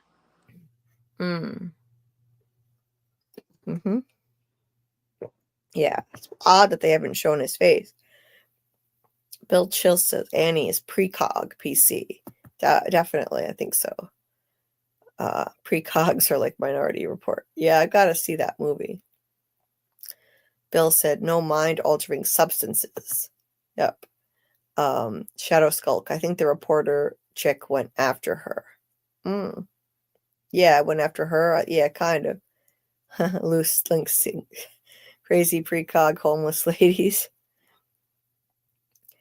But Alice said, yeah, the killer didn't know Annie, finally. Or really, sorry, not finally, really. Yeah, I don't think so either. Yeah, she was one of my favorites too. I hope somehow we will see more of Annie. Yeah, it would be cool. Maybe a flashback. Bill said Cold Harbor Severance reference in the conversation in bar. Oh, okay. A Severance reference. Interesting. And the 3 colors of dots that Luke saw were the 3 primary colors of light that Lumen uses at everything. Sorry, I'm tired. With Alice says she seems to use sex or her looks to get people to trust her and tell all they know. Yeah, I can see that. Yeah, I agree. It seems Annie's vision was real in real time. Yes, with Alice. It does seem that way. One of the creepiest episodes of overall, I think this was creepy in a lot of ways. Annie like Annie was kooky and funny up to this point, but this time it was chilling what happened to her. Sorry to see her go. My fingers are crossed he manages to save her still. Shadow Skulk. Yeah, I don't know. If you're talking about Annie, you're talking about Annie. Annie looked pretty dead. She had been there long enough to be really pale and everything. Steve said he something into the dog, like Brand the Broken. I don't know what that means. Warged. Okay. From Game of Thrones. Okay.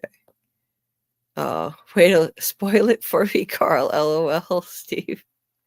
I don't know what that was about, but Bill said time jump. Maybe the back half is actual present time, and front half is in a pocket dimension. #Tail. Hey, it's possible. Okay. Yeah, you're going home. I doubt it. The back half may not be their home as in the place, but rather their time reference. Oh, that's interesting. That's a really interesting idea. I like that. The back half takes them to From. Wouldn't that be amazing crossover? The back half takes them to From. Why does Avery look like Rick and Stark? Who's Rick and Stark? I don't remember. I'm sure that was from Game of Thrones too, but yeah, it's from Game of Thrones. He's the youngest Stark. He's the youngest son of Ned Stark. Oh, okay. Carl was laughing at something Carl said. From Pocket Dimension and the Institute Pocket Dimension. Hey, you never know.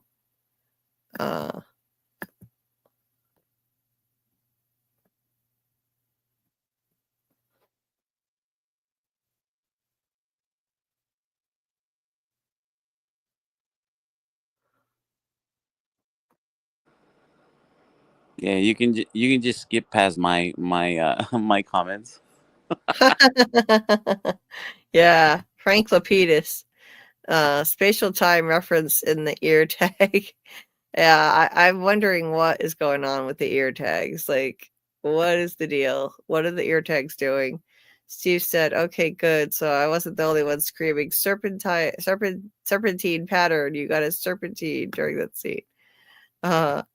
Yeah, I looked it up. In my defense, the photo of Jeff Leahy looks like Don Johnson with a beard and long hair like in Watchmen and Django. Yeah, okay. Phil said, in the context of time travel, a spatial time reference is crucial because it determines where and when a time traveler arrives, considering the movement of the Earth and other celestial bodies. This means that while time travel might theoretically allow someone to go to a different point in time, their spatial location would likely be significantly different from their origin point in that past or future. Oh, interesting. Yeah. Yeah, I don't know. You remember we had that conversation, me and you, about that. Yeah. Yeah, we did. We did actually. We were just talking about that very thing. Fascinating stuff. So, anyway, so there's a little more to get through here. Once again, there is this deep sense of dread hanging over these kids whenever one of them goes to the back half, and they don't know anything about it. They're even the ones who are trying to be optimistic, like Shaw here, like she's trying to be optimistic, but she has this sense of dread. She's terrified. She doesn't want to go there. She was able to be quarantined for 2 weeks because she had chicken pox, and then my cat is eating my food. And then she was kissing Luke to try to keep him from having to go there a little longer, like keep him in front half, because they don't know what's going on. They have this instinctive dread, and I think that could be a sign of their latent potential for precognition. They just know something bad is going to happen over there if they go there. And yeah, it's another it's yet another goodbye or graduation party. Well, my cat wants to get out of the room. All right, jeez. All right. Let her out. Come on. Come on. She's very demanding when she wants to be let in or out. So, okay, now I lost my notes because of Boo. Okay.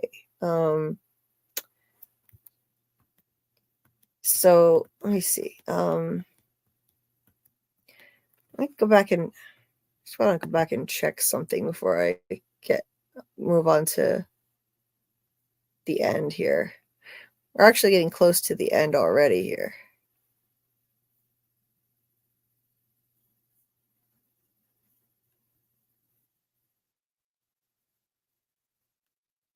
Oh yeah, there was something I forgot to mention. There's something I forgot to mention when she came out and she came out of the dream box. She was sick. Well, first of all, she had a cigarette, which is so weird to see a kid with a cigarette. The fact that they let them do that is crazy, and I'm surprised they'd allow this to be even written into a TV show to show kids even pretending to smoke. But she's really ill from being in the dream box there, and she, this means, unfortunately, she saw the dots. So she saw the dots, so that means she's got to go to the back half really soon. Now, did I mention? I feel like I skipped over something. Did I mention that this kid? Got into the head of the dog? Yeah. I think I forgot. Yes, I did. Julie. I Yes. did. Okay. I'm losing my memory now. Yeah. So that's crazy to me. This kid is unbelievable what he can do. So I think he's going to be key to their efforts. And also, yeah, he's uneasy about the back half too. He has that instinctive dread about it. Like, I don't want to go there. I don't want to go there. And he said he didn't see any kids there. Whatever he was able to see, he didn't see any kids. And there's an old rusted fence and tall grass. Nobody goes there. Another playground, all old. And yeah, he's just full of dread about it. And when Shaw comes out, she says that she connected to the hum. So that weird humming noise, that we heard earlier in the episode, she connected to it in some way on a different level. And that's it. That's the final straw. That's why she's being sent over. She saw the dots and she connected to the hum, and she's like, "You will see me no more." That's another morbid use of that phrase. Nikki said it early in the season. We will see her no more, about what's her name? The one who got sent over there first. So I forget her name now, but Iris. It's actually a phrase from funerals. It's very dark, and I don't think it literally portends that they're going to be killed over there necessarily, but rather put into some kind of induced coma. And yeah, anyway, so yeah, back to this. They were singing Happy Birthday, and it's not Happy Birthday, but it's to the tune of Happy Birthday, and it's the graduation song that they do for the back half. And what's her name here? Ms. Sigsby says, "We're so proud of you, Kalisha. You're ready to serve your country."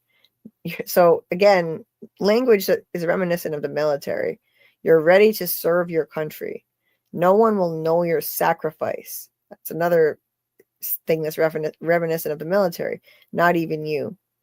But you're going home. Congratulations. Yeah, I wouldn't be reassured by that. And maybe she won't know, not because she's going to have her memory wiped and go home or be killed.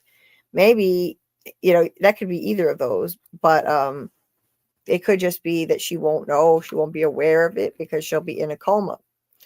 And later on be in some kind of army of psychics that they're trying to build, perhaps. They all look miserable as usual, full of dread. Nikki spits on the cake, and she's crying. These guys are just standing there staring like creeps.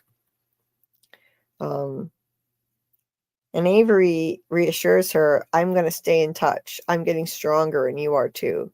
With his telepathic powers that are so strong, he's going to talk to her in her head and stay in touch. And she says she'll try to also communicate back to them, which would be amazing because she could communicate through telepathy what she sees and experiences over there, communicate it to Avery. So that would be really, really useful. Once again, she's so upset. She's comforted by Nikki, just like Iris was. Luke goes over to the vending machine, and he brings Avery along too. And he talks to Maureen here. And earlier, Avery said he knows Maureen's biggest secret, but then the scene cut away. I think whatever it was he told Luke that affected what he's doing here, trying to play her. He's like, you're the best. You're going to end up running this place. And she says, it's too late for me. And he responds, you hate these graduations, don't you? Maureen tries to rush him off, like, you better get back. And he says, it's not too late, Maureen. So he's taking advantage of her disgruntled nature as an employee there. And she wants to run the place, I guess. So he's utilizing that. And in this scene, Luke has told everybody in the group, we need to see what's back there. Maybe Shaw can get into that playground. So the playground on the other side where the back half is, of course. Shaw has everybody hold hands in a circle, closing their eyes. So it seems like maybe they're trying to pool all their powers together, pool their resources, all their powers, and link them up together, which could make them stronger, actually, strengthen their powers. And there must be something to that, and some harm this could cause because, in terms of them being controlled, because Sigsbee notices them over there doing that, and she wants to put a stop to it right away. She breaks it up. So I think we'll see some kind of event where they link up and cause something big to happen by holding hands. But for now, Shaw is taken away, rushed out of there. Nikki tries to fight them because they just kind of grab her, and he doesn't like that. Like, get your hands off her. Then Tony shocks him with a cattle prod, and Luke kind of holds him back while Tony and this other guy drag Shaw away, crying hysterically. So another messed up, lovely moment here in this god-awful place. They just have to, like, strong armor out of there and everything. It's intense. Okay, and then, yeah, Sigsbee exits, and then in this particular scene, it's a montage. It keeps going back and forth between Shaw being led through the hallways and going through these creepy, heavy doors, and we have no idea what's going on from this alone. Maybe episode 4 will share more light on the back half. I think it will. I think it's going to start unraveling some of this, but that's a really heavy door. That's a That's a really thick, heavy door. See, it's like locked away. It's top secret project that they're doing. My cat is having a blast over here playing with. What is she playing with? Oh, she's playing with the mouse. What a goofball. She looks so funny playing with this. Anyway, just to wrap this up here. So that scene is so there are a couple scenes that are kind of interspersed together. Shaw being walked through those long hallways, Luke and Avery together, and he's envisioning where Shaw is. He can see that she's in a tunnel. It's dark and scary. And Sigsbee, meanwhile, is watching them on surveillance footage. She keeps walking down the hall, and also interspersed with this scene are scenes of Tim going to check out Annie and see how she's doing. So yeah, Sigsbee looks definitely worried that Luke, the smartest kid there, is putting his heads together and talking one-on-one with this amazingly gifted psychic kid. Can't be good for the higher-ups. Tim finds poor Annie's body in a sec. And Shaw is still being hauled off down those hallways, but yeah, she looks like she's pretty dead at that point. I didn't do a close up because it was a little gross, but she's very pale and looks nasty, like she'd been dead for, I don't know, a few hours. And at that point, Tony with his creepy smile lets her in. And Tim, cutting back to this scene, Tim finds an empty bottle of vodka and a bunch of pills right next to Annie. She just said she doesn't drink, and not since, like, I don't know, not for like 30 years or 20 something years, I think. What did she say? 2000. When was it? I thought she said like 2003 or something like that. Right. Okay. Yeah, I think it was. So yeah, he opens this door in the back half, and we don't see what she sees. Annie not Annie. What's her name? I'm losing her name now. Shaw. She looks around with tears in her eyes, but we don't see what she's seeing. And unfortunately, Avery can't see through her eyes either. And he's just like, oops, my notes closed up. So he's like, I lost her. I'm not strong enough.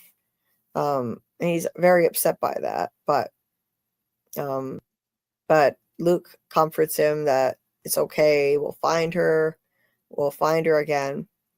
And that's pretty much the end of that one, I believe. Ending with Sigsbee staring at them on the surveillance footage.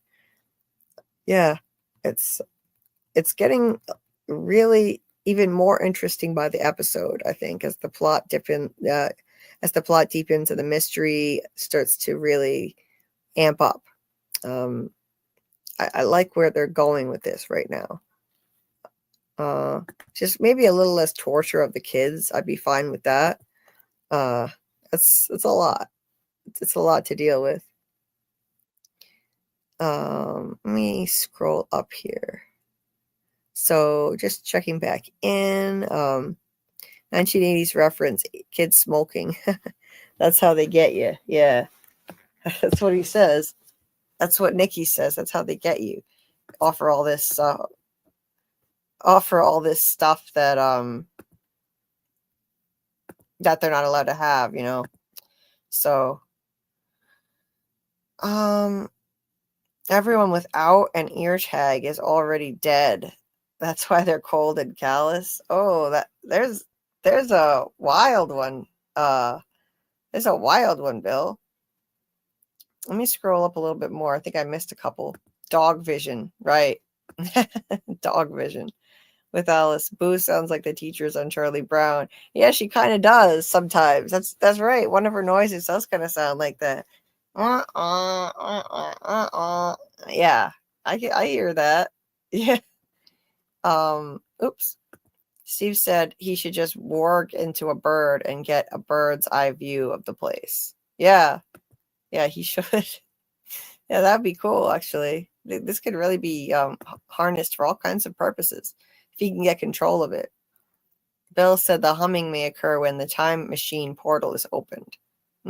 Could be. Bill said, I'm thinking this show may be like Continuum. There is a war, and time travel is being used to train a defense. Right. That's interesting. Yeah. But, people coming from the future, I'm guessing, and using time travel to train defense. Yeah, I could see that. Everyone without an ear tag is already dead. Yeah, I really like that. That's an interesting theory. February 1st, 2003 is significant for the tragic loss of the Space Shuttle Columbia and its 7 astronauts during re-entry into Earth's atmosphere. Oh, wow. After a successful 16-day science mission. Yeah. The disintegration of the orbiter occurred approximately 16 minutes before its scheduled landing at the Kennedy Space Center. Yeah, tragic. With Alice said, hopefully Avery is lying to fool those that are watching. Yeah, I don't know. Maybe.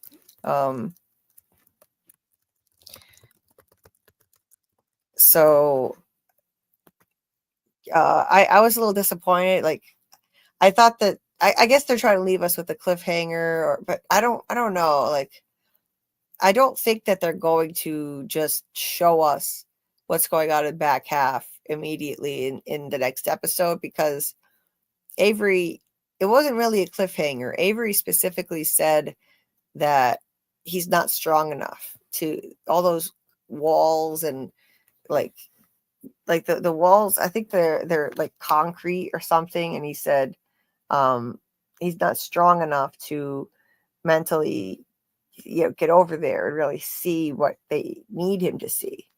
So I don't think he's ready. I don't think he's ready. He says like he couldn't see. Yeah, he couldn't see it clearly, and he's like beating himself up for it. He's like, I lost her. I'm not strong enough. It's too far, and all the stone. It's dark and scary. So I don't think he's going to remember or be able to see and project himself and see the back half just yet. I think they'll probably save that for a little later in the season, rather than drop that bombshell in episode 4 of what they're actually doing. What's that, Bill? Episode 1. Oh, 6.8. Okay, so there's your ratings. Episode 2, 6.6. Episode 3, 6.7. Yeah, I don't know how I'd rank this show. I'd have to think about it myself. Yeah, I'm not sure. David said, but they know they're being watched and listened to. Right. Absolutely. Yeah. They are aware of that. And they also are aware of where there are no mics. There are certain areas that there are no mics, and Maureen kind of filled them in on that. But they are aware that there are other things. There are possibly motion sensors around the fences. So they got to think about that when they're trying to hatch an escape plan. And yeah, anyway, David said, so they may be only saying what they want to be heard. Yeah, that's true. That's very plausible, actually. Hey, Saggy Star, what's your question? What's up? We finished the episode breakdown in record time. I just had less notes for this one than I do for most episodes for some reason. I think there was a lot more action and less exposition in this one. We're getting down to like the action part of the series. Episodes 1 and 2 were building a lot of you know, the framework for how this is all going to work. And a lot of it wasn't like the really bad exposition. It was written into the dialogue really well for the most part. But she said the head lady, why she keep causing like herself pain, right? Like stabbing herself with the freaking staple remover and doing weird stuff. Yeah, and branding herself. And why is she sleeping with that man? Oh, that's funny. I mean, yeah, it's like, okay, it's one thing to have a May December romance, or I don't know, actually they may not even be all that far apart in age, to be honest. Well, I take that back. Robert Joy is in his 70s and she's got to be way younger than that. And I think the problem is not really the age difference though, but like she's just not into him. So why are they hooking up? I think it's probably because they are not allowed to fraternize with people in the outside world because the nature of their work is too top secret. So I think that may be the reason. And so it's like, okay, it's you or nothing. And maybe she doesn't want to hook up with creepy Tony. So it's okay. It's Hendrix. And you know, who'd want to hook up with Stackhouse? Ugh. He's scary. he's a creepy guy. He's sinister. Hendrix, yeah, he's innocuous enough in his demeanor, but she's not into him because she's like, I don't want to look at it. She's like, did you take your pill? This was a different episode, of course. Did you take your pill? And he's like, yeah, can't you tell? So apparently he took a Viagra or something. And she's like, I don't want to look at it. So yeah, then why are you sleeping with him? If she's disgusted, I think it's just because she's not allowed to fraternize with people outside the institute, and they probably live somewhere on this property. Because like at the end of episode 2, Stackhouse and Hendrix were walking down a street talking after leaving work, and they're right outside Sigsbee's window. She's looking at him. So maybe they live right in some complex on the premises and they can't go out into the outside world and fraternize with just anybody. So why is she sleeping with that man? It just sounded hilarious through the way you put it. Why is she sleeping with that man? Yeah, and I think as far as the pain, she is dealing with like masochistic tendencies because she may have had some personal trauma that can cause weird masochism. So if she was traumatized as a kid or a young adult, or who knows, even any age, you can develop a weird sense of masochism. But I would say it probably happened to her young, whatever's going on, and that's why. I think that's why. It's still bizarre, yes, that she seems to enjoy the feeling of when she branded herself, and now she's stabbing herself with the staple remover till it drew blood. I used to like playing with that little doohickey. Like I'd take it and just open and close it, fiddle with that thing. But like, yeah, I can't say I ever stabbed myself in the finger with it till it bled. That's just weird. And it seemed like she did it because he kind of triggered something in her too. The mystery man on the phone. Bill Chill said, I believe Sigsbee wants to feel alive. She knows that they're already dead. That's a really interesting theory, Bill. Hey, you never know. I mean, it's Stephen King, and he deals with all kinds of supernatural premises in his work. So it's entirely possible.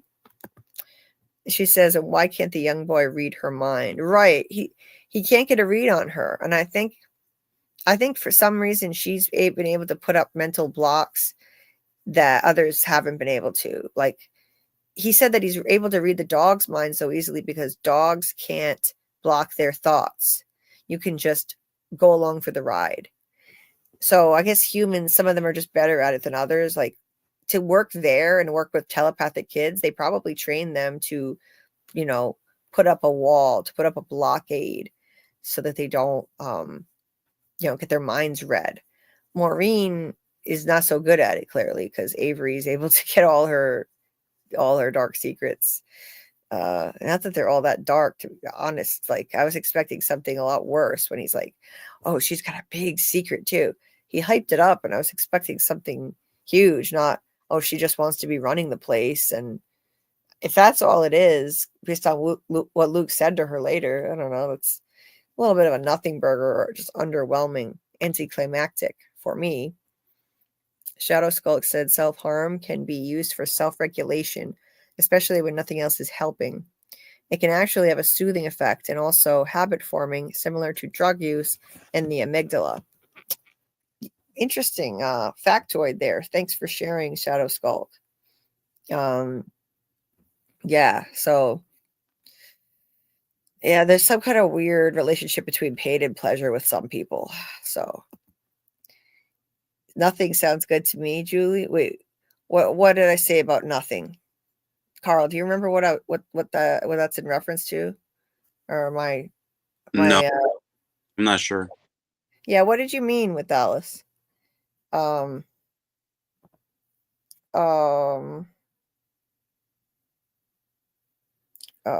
see. Saggy Star. Bill Chill was saying to Saggy Star, if it's time travel, they may not be able to leave. Yeah, perhaps. So that's interesting, you know. I mean, it doesn't have to necessarily be something like time travel, Saggy. Like, who knows? I think I'm not really seeing any red flags or evidence for time travel at the moment, but who knows? It could happen. She said, you know, it bothers me the most, and probably because I've never read the books, is the fact that their kidnapping isn't being shown in the real world or the outside world. Yeah, they don't show it at all. They chloroform them or spray them with something, and then they wake up in that place. So yeah, it's interesting the way that's depicted. And for those who have not read the books, I always I put a disclaimer at the front of my videos. I released my first video today. It's a breakdown of episode 1. I know it's very late, but I'd appreciate it if anybody listening, if you could give it a view. I'm also going to be releasing a breakdown of episode 2 today. That is Saturday. And so I'd really appreciate it if you could give it a view. Even 30 seconds counts as a view. And not only are they episode breakdowns, but I mean, they're my own analysis of what's going on. And it's not a recap. It's, you know, my perspective on what's going on, my theories and predictions as someone who has not read the book, or books. I guess there's more than one. I've seen people say plural, that there's more than one of these. But so that's, yeah, I have my theories in there, and at the beginning of the video, and I'm going to do this at the beginning of all my Institute videos, I have a disclaimer saying I have not read the books. Please do not post spoilers in the comment section for me or for anyone else who has not read the books. So hopefully people will respect that and not do that, so you can feel safe looking at the comments on my videos. And I can too, frankly, because I don't want to get spoiled either. We don't know how closely this is going to stick to the book. The Last of Us stuck to the video game almost exactly.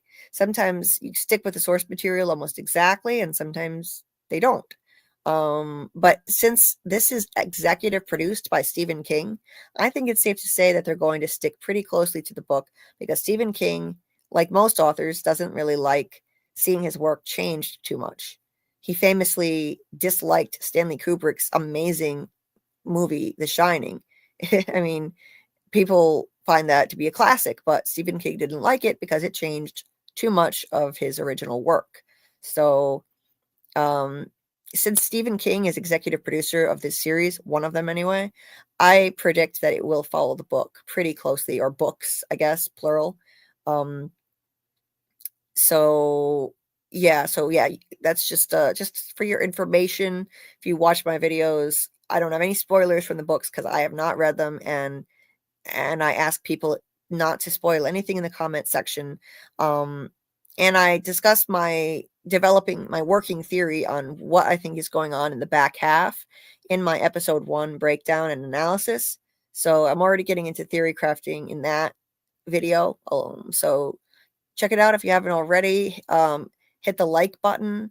And if you could please leave a comment, even if it's just an emoji, that's all it takes to trigger the algorithm and help push the video out to more people. Other ways you can help trigger the algorithm, you can, as I learned earlier from Faith and Repentance, you can send it to somebody via Messenger, even if it's just sending it to yourself via Messenger, you can do that.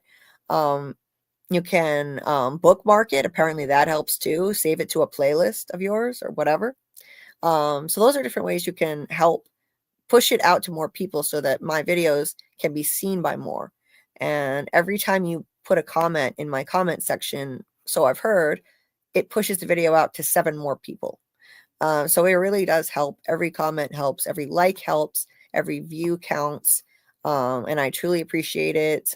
So especially since these videos are coming out late, which will affect their performance. I'm going to catch up though. I'll have my episode 2 video out Saturday sometime. Episode 1 is already out there.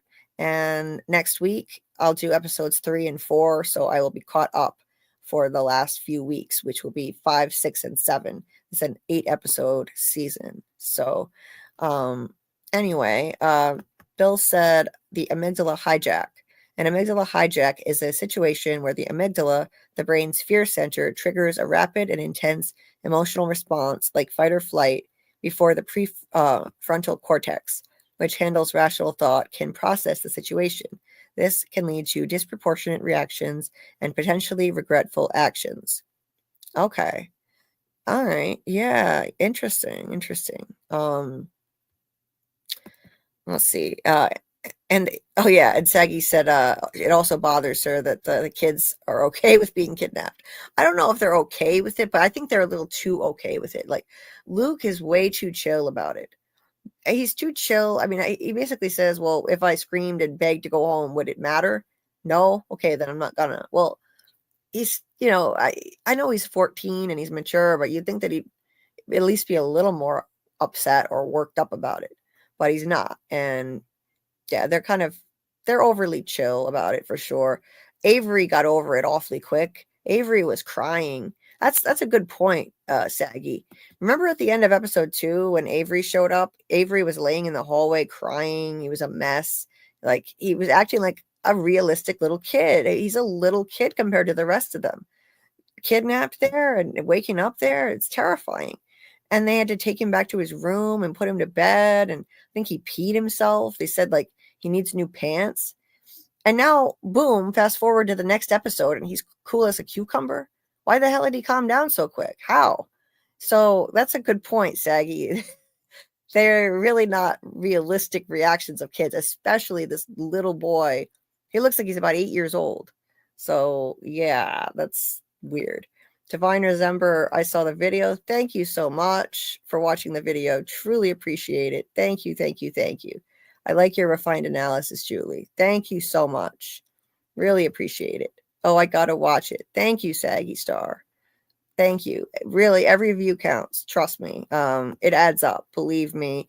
Because not only does it count for you viewing my video, by doing it and by hitting the like, if you throw a comment in, any comment at all, anything at all, even the people who, I mean, I don't like getting haters, but even the people who criticize me. One time I got a critique. I got a nasty comment a couple months ago, and I wrote a little, sentence on why I disagree. But I said, oh, by the way, thanks for helping me put my, get my video out to more people. You just helped me by commenting here. So thanks. Because even the negative comments are helping to push the video out to more people. So thanks for viewing my video and commenting. Hey, that's what I said to that person, even though they didn't really deserve a thank you for anything. Bill said, how can you show a kidnapping on the news if it hasn't happened yet? Time travel. Maybe. Saggy, Bill show. So is this a running theory that maybe I don't know about? Not that I know of, Saggy. I've never heard of it. But then again, I haven't listened to anyone else's live streams about the Institute because I just haven't had the time. I don't know if this is something other people are talking about. I think it's just Bill's theory, as far as I know. Bill, you can correct me if I'm wrong. Okay, yeah, just some thoughts of mine. Steve said The Last of Us deviated from the games quite a bit. Yeah, it did, but I mean, there are so many plot points though that were exactly scene by scene, shot by shot, the same, same thing. So it really did stick to the source material quite a bit in terms of like the way that they killed off Joel early. And yeah, anyway, I won't get into a tangent on that. I could, but I won't. 21 likes. Yes. Thank you for hitting the like button, folks. If you haven't hit the like button, please do so. It's not too late, even though we're winding down now and about to wrap up for the night. You can always hit the like button on the way out. That still helps. And push it. Yeah, I love that song. The Salt and Pepper, right? Yeah. Push it. Yeah. Push it real good. Yeah. It's a great song. Great song. So Saggy, okay, I have one more question. I don't know names. I'm terrible. Yeah, I'm bad with names too when a show is new. But when the young boy told everybody, yeah, Avery, that Luke or whatever his name is likes the girl, then he said something about her liking Nikki. So he was saying that that Luke likes her, but she likes Nikki, and Nikki doesn't care. Nikki doesn't care. He knows that she likes him, but he doesn't care. And he was hurt as a young kid, and it wasn't fair. So he was hurt probably by being a kid in a group home, because he's mentioned that before. And he doesn't trust people or anything, so he keeps people at arm's length. So that's what Avery was saying. He just kind of blurted it out really fast, but yeah, that's what he was saying, Saggy. Signs in the show: ear tags, depressed workers in the Institute. Okay, so you're talking about like okay, time travel. All right, ear tags, depressed workers in the Institute, an almost non-existent town. Yeah, well, Stephen King always makes up towns in Maine, but yeah, like Denison. And theories. Wait, theorist with accurate views. They seem to point to time travel, especially after the humming sound. And the humming was weird. I didn't really know what to make of the humming thing. Steve said Luke likes the girl. Yes, but the girl likes Nikki, but Nikki doesn't care because he was hurt. Exactly, when he was younger. Machines make humming sounds. True, Bill. Very true. I can see what you're saying. I got it. And thank you so much for the support, Saggy Star. Appreciate it. Thank you. Please like, share, and subscribe. Yes, please. I'm at 1.3K subs right now. Sorry, 1.93, excuse me. 1.93K, and trying to get to 2K. So if you're not subscribed, please consider subscribing and hit the bell for notifications, because sometimes due to my difficult life circumstances, I do have to postpone the start time of lives and sometimes move them to other nights, as was the case this week. So if you hit the bell for notifications, then you'll know when we actually go live, and also when I release videos. And Carl just dropped the link here to my Institute episode 1 breakdown. Please check it out. Would greatly appreciate it. If you don't have time to watch the whole 23-minute thing, then even 30 seconds counts as a view. But I mean, this is a much shorter live than average. So if you're hungry for a little more, then you could check that video out, and I greatly appreciate that. With Alice said, it must be something in the water/food to calm them. Yeah, maybe it is something. That's a good point. Very well could be, because like Avery got over that awfully quick. Diviner says, since I'm ignorant of context, I focused on continuity of analysis and concise but thorough delivery. I love your verbiage, Diviner. You have such a great vocabulary and turn of phrase. It's always lovely to read. Saggy said, okay, you got to give me something else. Do you think one of the kids can time travel? Yeah, you've intrigued Saggy Star, Bill. He says, I believe that the program has technology for time travel, and it is trying to fight against a future threat or war by going to the past. Okay, hey, that's entirely possible. That's entirely possible. And the Institute is a shadowy, secretive agency, so who knows? I mean, And maybe the way that they get away with the kidnapping of these kids is that they're taking them from a different time. So they don't have to worry about memory wiping anyone, because maybe they're taking them from a different year. We don't know what year they're coming from. So who knows? It could be slightly in the future. I don't know. Just spitballing. David D said, like someone said, we don't see outside world after they are taken. So they could be plugged up somewhere in some program or dream state. Good point, David. Indeed. That's a great point. Saggy's like, oh, I was confused. Thank you. Oh, no worries. They throw a lot of dialogue fast, so it's easy to miss stuff sometimes. And I take notes, so that helps. David said, why make the room same as their room from home? You really think that makes them any more comfortable? Yeah, I find that very strange. It's like they're cruel to these kids, and they're zapping them with cattle prods, actual cattle prods, and torturing, experimenting on them, pumping them full of chemicals that make them sick. But yeah, let's make them comfy and make their room look like it's the same as home. And it's weird for sure. It's inconsistent. The show doesn't have the time. The game has to develop story with The Last of Us. Yeah, it's up to 45 hours for completionists. Yeah, I couldn't sit through 45 hours of that. Oh, maybe they killed the old lady because of time travel. Yeah, interesting. I'm gonna have to, as I watch the series, I'll see if I can come up with any clues myself for that theory. Bill said the old lady who was my favorite character is probably already dead. Oh yeah, she looked white as a ghost. I think she's dead. I believe she may have worked with the Institute and left somehow.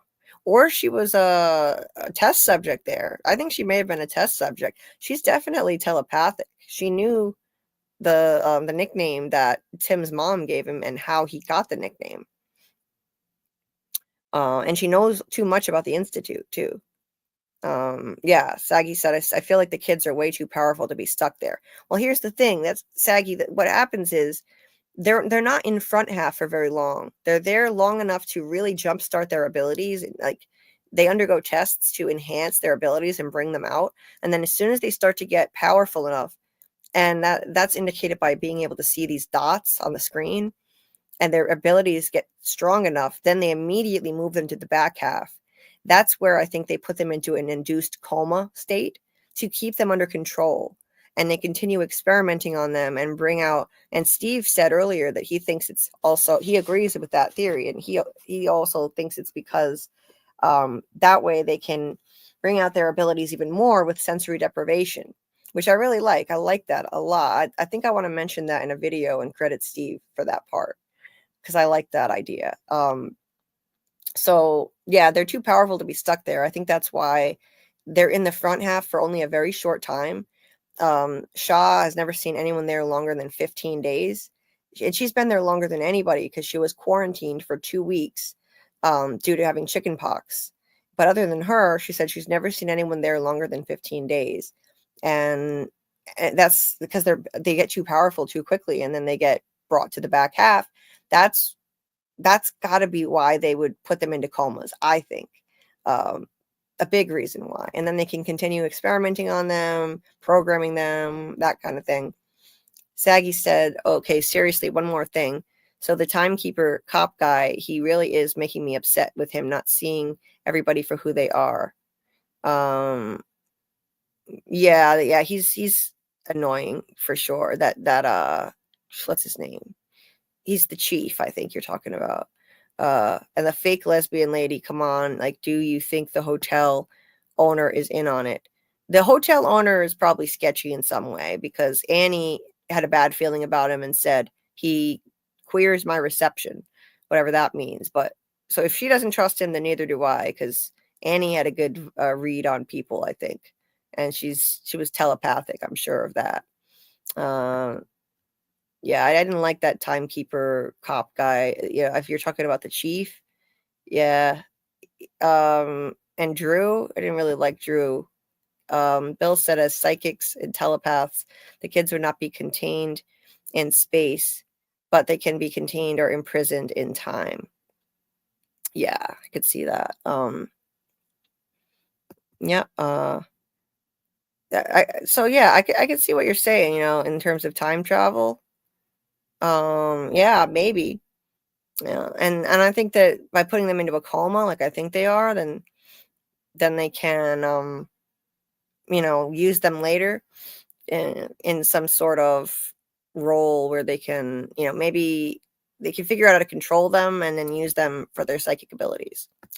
Do y'all believe in telepathic abilities in real life? I know it's different than being a psychic. I'm not sure. I don't know. I don't think so, but I'm open-minded. I'm open-minded. I'd never say never. It's possible. Edge of Tomorrow, this show is a reference. Oh, I'm not sure. I'm not really familiar with that, Bill. Well, thanks, Saggy. Appreciate it.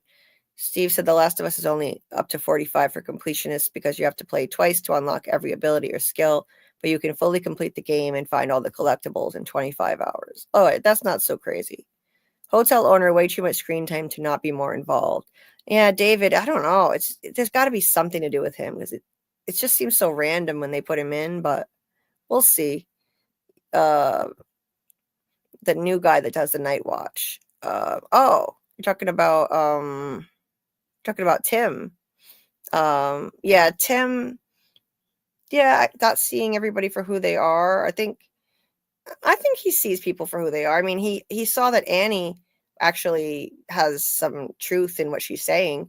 That he actually believed some of what she was saying. Although, yeah, I see what you're talking about, like the fake lesbian lady. Yeah, he was really gullible, and she played him and got him to reveal too much about what Annie said. So yeah, you're right. He's naive and gullible. Doc said, could Annie have been a kid who became old via whatever the Institute did to her? Well, that's interesting, Doc. Who knows? Maybe rapid aging. I never thought of that, but I think they could be responsible for her mental illness, why she became so unhinged. Saggy, yes, him, because like the murder in the hotel, I just knew he was going to find it or something that next night or that same night. Oh yeah. Yeah, you're right. He was way too gullible. I like this guy a lot, but this character, but yeah, like, that was dumb of him to just spill the beans like that. I knew Annie was going to be a goner. Anyway, we need to head out for tonight. I think I'd give this episode, if I were ranking it, maybe 8 out of 10. Yeah, I think I'd give it 8 out of 10. What do you think, Carl? What would be your rating? 7.5, just to be a little different. Okay, 7.5. Yeah, I think it's picking up. It's getting interesting. I'm really interested to see what's going to happen next. We're going to be streaming it in the Discord at just plan for 11:59 p.m. Eastern if you want to watch with us Saturday night. Just to make it less confusing, it's not Sunday night, it's Saturday night, 11:59 p.m. Eastern. We'll stream the episode when it drops, episode 4. That will put us halfway through the season already. Keep an eye out for my episode 2 breakdown Saturday. It'll have my theories and ideas in it, not just a recap. And next week, I'll do my episode 3 and 4 breakdowns and analysis. So I'll finally be caught up. And we will resume our, ideally, if we can, we might actually, you know what? I'm gonna call it right now. Instead of doing the live for the Institute on Monday, we're gonna do it on Tuesday next week. I have an interview on Monday with Keith David, and I need to put all my energy into getting ready for that this weekend. All my attention on that. So we're gonna move our Institute live to Tuesday next week, not Monday. So Tuesday at 10:30 p.m. Eastern, we'll do a deep dive live into episode 4 of the Institute. Yeah,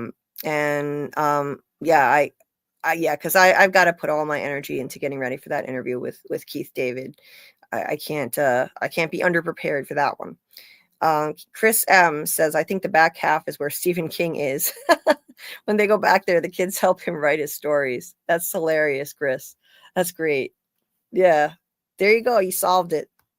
Case closed. Yeah, that's it. Bill said Tim missed his flight, hitchhiked a ride, and ended up in this town. We need to find out more about the job he didn't make it to at the airport. Yeah, it was I think it was really just a temporary job he was going to take from a friend in New York City who was going to do him a favor after he lost his job in Boston as a cop. So I think it's really all there is to it, and fate kind of brought him here. As Carl here suggested, it seems like fate really brought him here. He's the perfect person. He really is the perfect person to be there and help these kids eventually. I predict that he's going to be instrumental in helping to rescue these kids after he has this guilty conscience for having to shoot a 16-year-old who was going to commit a mass shooting. Steve said, I think the Institute are actually the good guys, and they're telling the truth about their purpose to the kids. I think they do horrible things because they are fully committed to saving the world at any cost, and that makes us think they're the bad guys at the show when they're not. Well, that's a really interesting take, Steve, and it's entirely possible that they're ambiguous good guys, that this is like the trolley problem, and they're doing this for the greater good. But yeah, they're actually hurting the kids at the same time. Very well could be. I like that theory. And good night, Saggy. Thanks for coming. Thanks for popping in. Appreciate it. Always nice to see you. Scarlett said, couldn't Tim have TP himself? That is why he just got off the plane and went to that city. He got a feeling. Oh, that's possible, Scarlett. Ask Keith if he'll play a little sax for you, since they want you to ask about his new jazz album.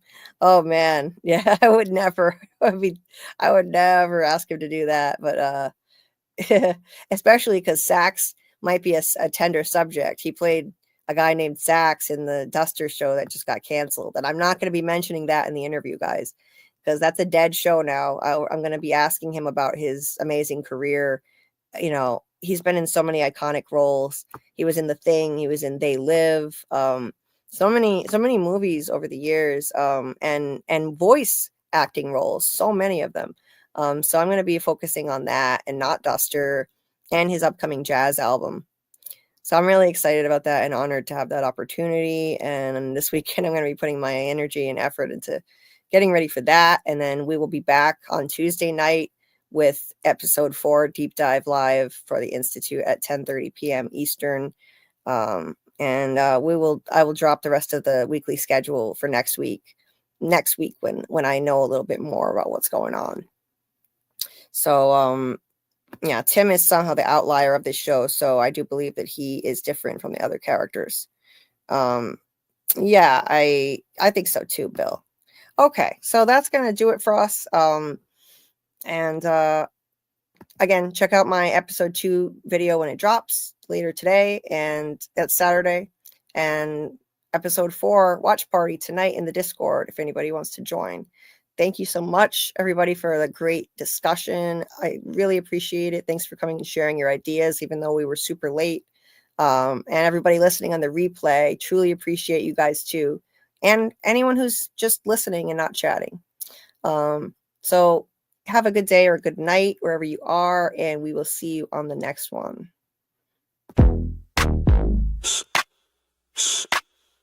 Yeah. That's a theory creaking open, baby. Yo, welcome to the screen where the plot gets bent. Julie B deep dives, not just for content. She don't react, she dissects those threads from the lens, catching clues y'all missed when the credits end. What you know about freeze framing frames and while you blinking, she building an evidence drum. Got a notebook thicker than the lore itself, and a chat full of nerds with a mental health shelf. Yeah, she sees the glitch, peep the double cross. You just watching TV, she talk to the boss. Every theory and thesis, no throwaway guess. While y'all on season 1, she in season X. Said rewind and slow it, zoom in, enhance. Julie B caught the symbol in the window glance. While you tweeting what just happened like a clown, she already made a flow chart, color coded breakdown. They don't die like us. They don't vibe like us. They binge and they bounce. We revive that trust. They skip intros, we every frame. You watch shows, we decode the game. They don't die like us. Nah, they don't die like us. She cracked Severance before y'all knew it was deep.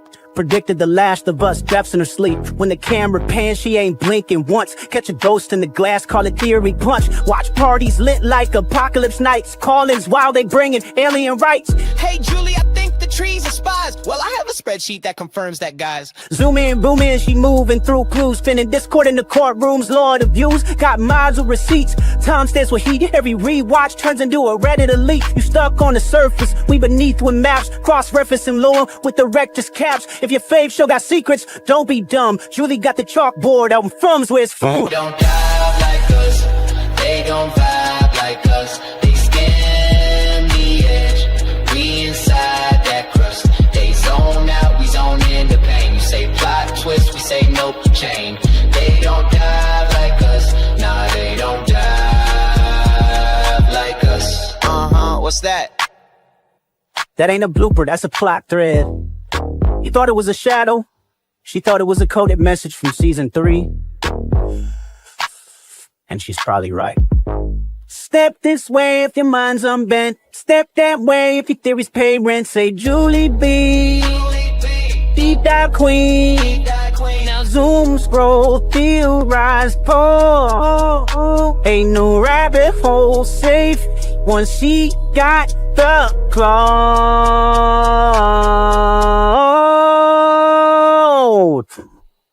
They don't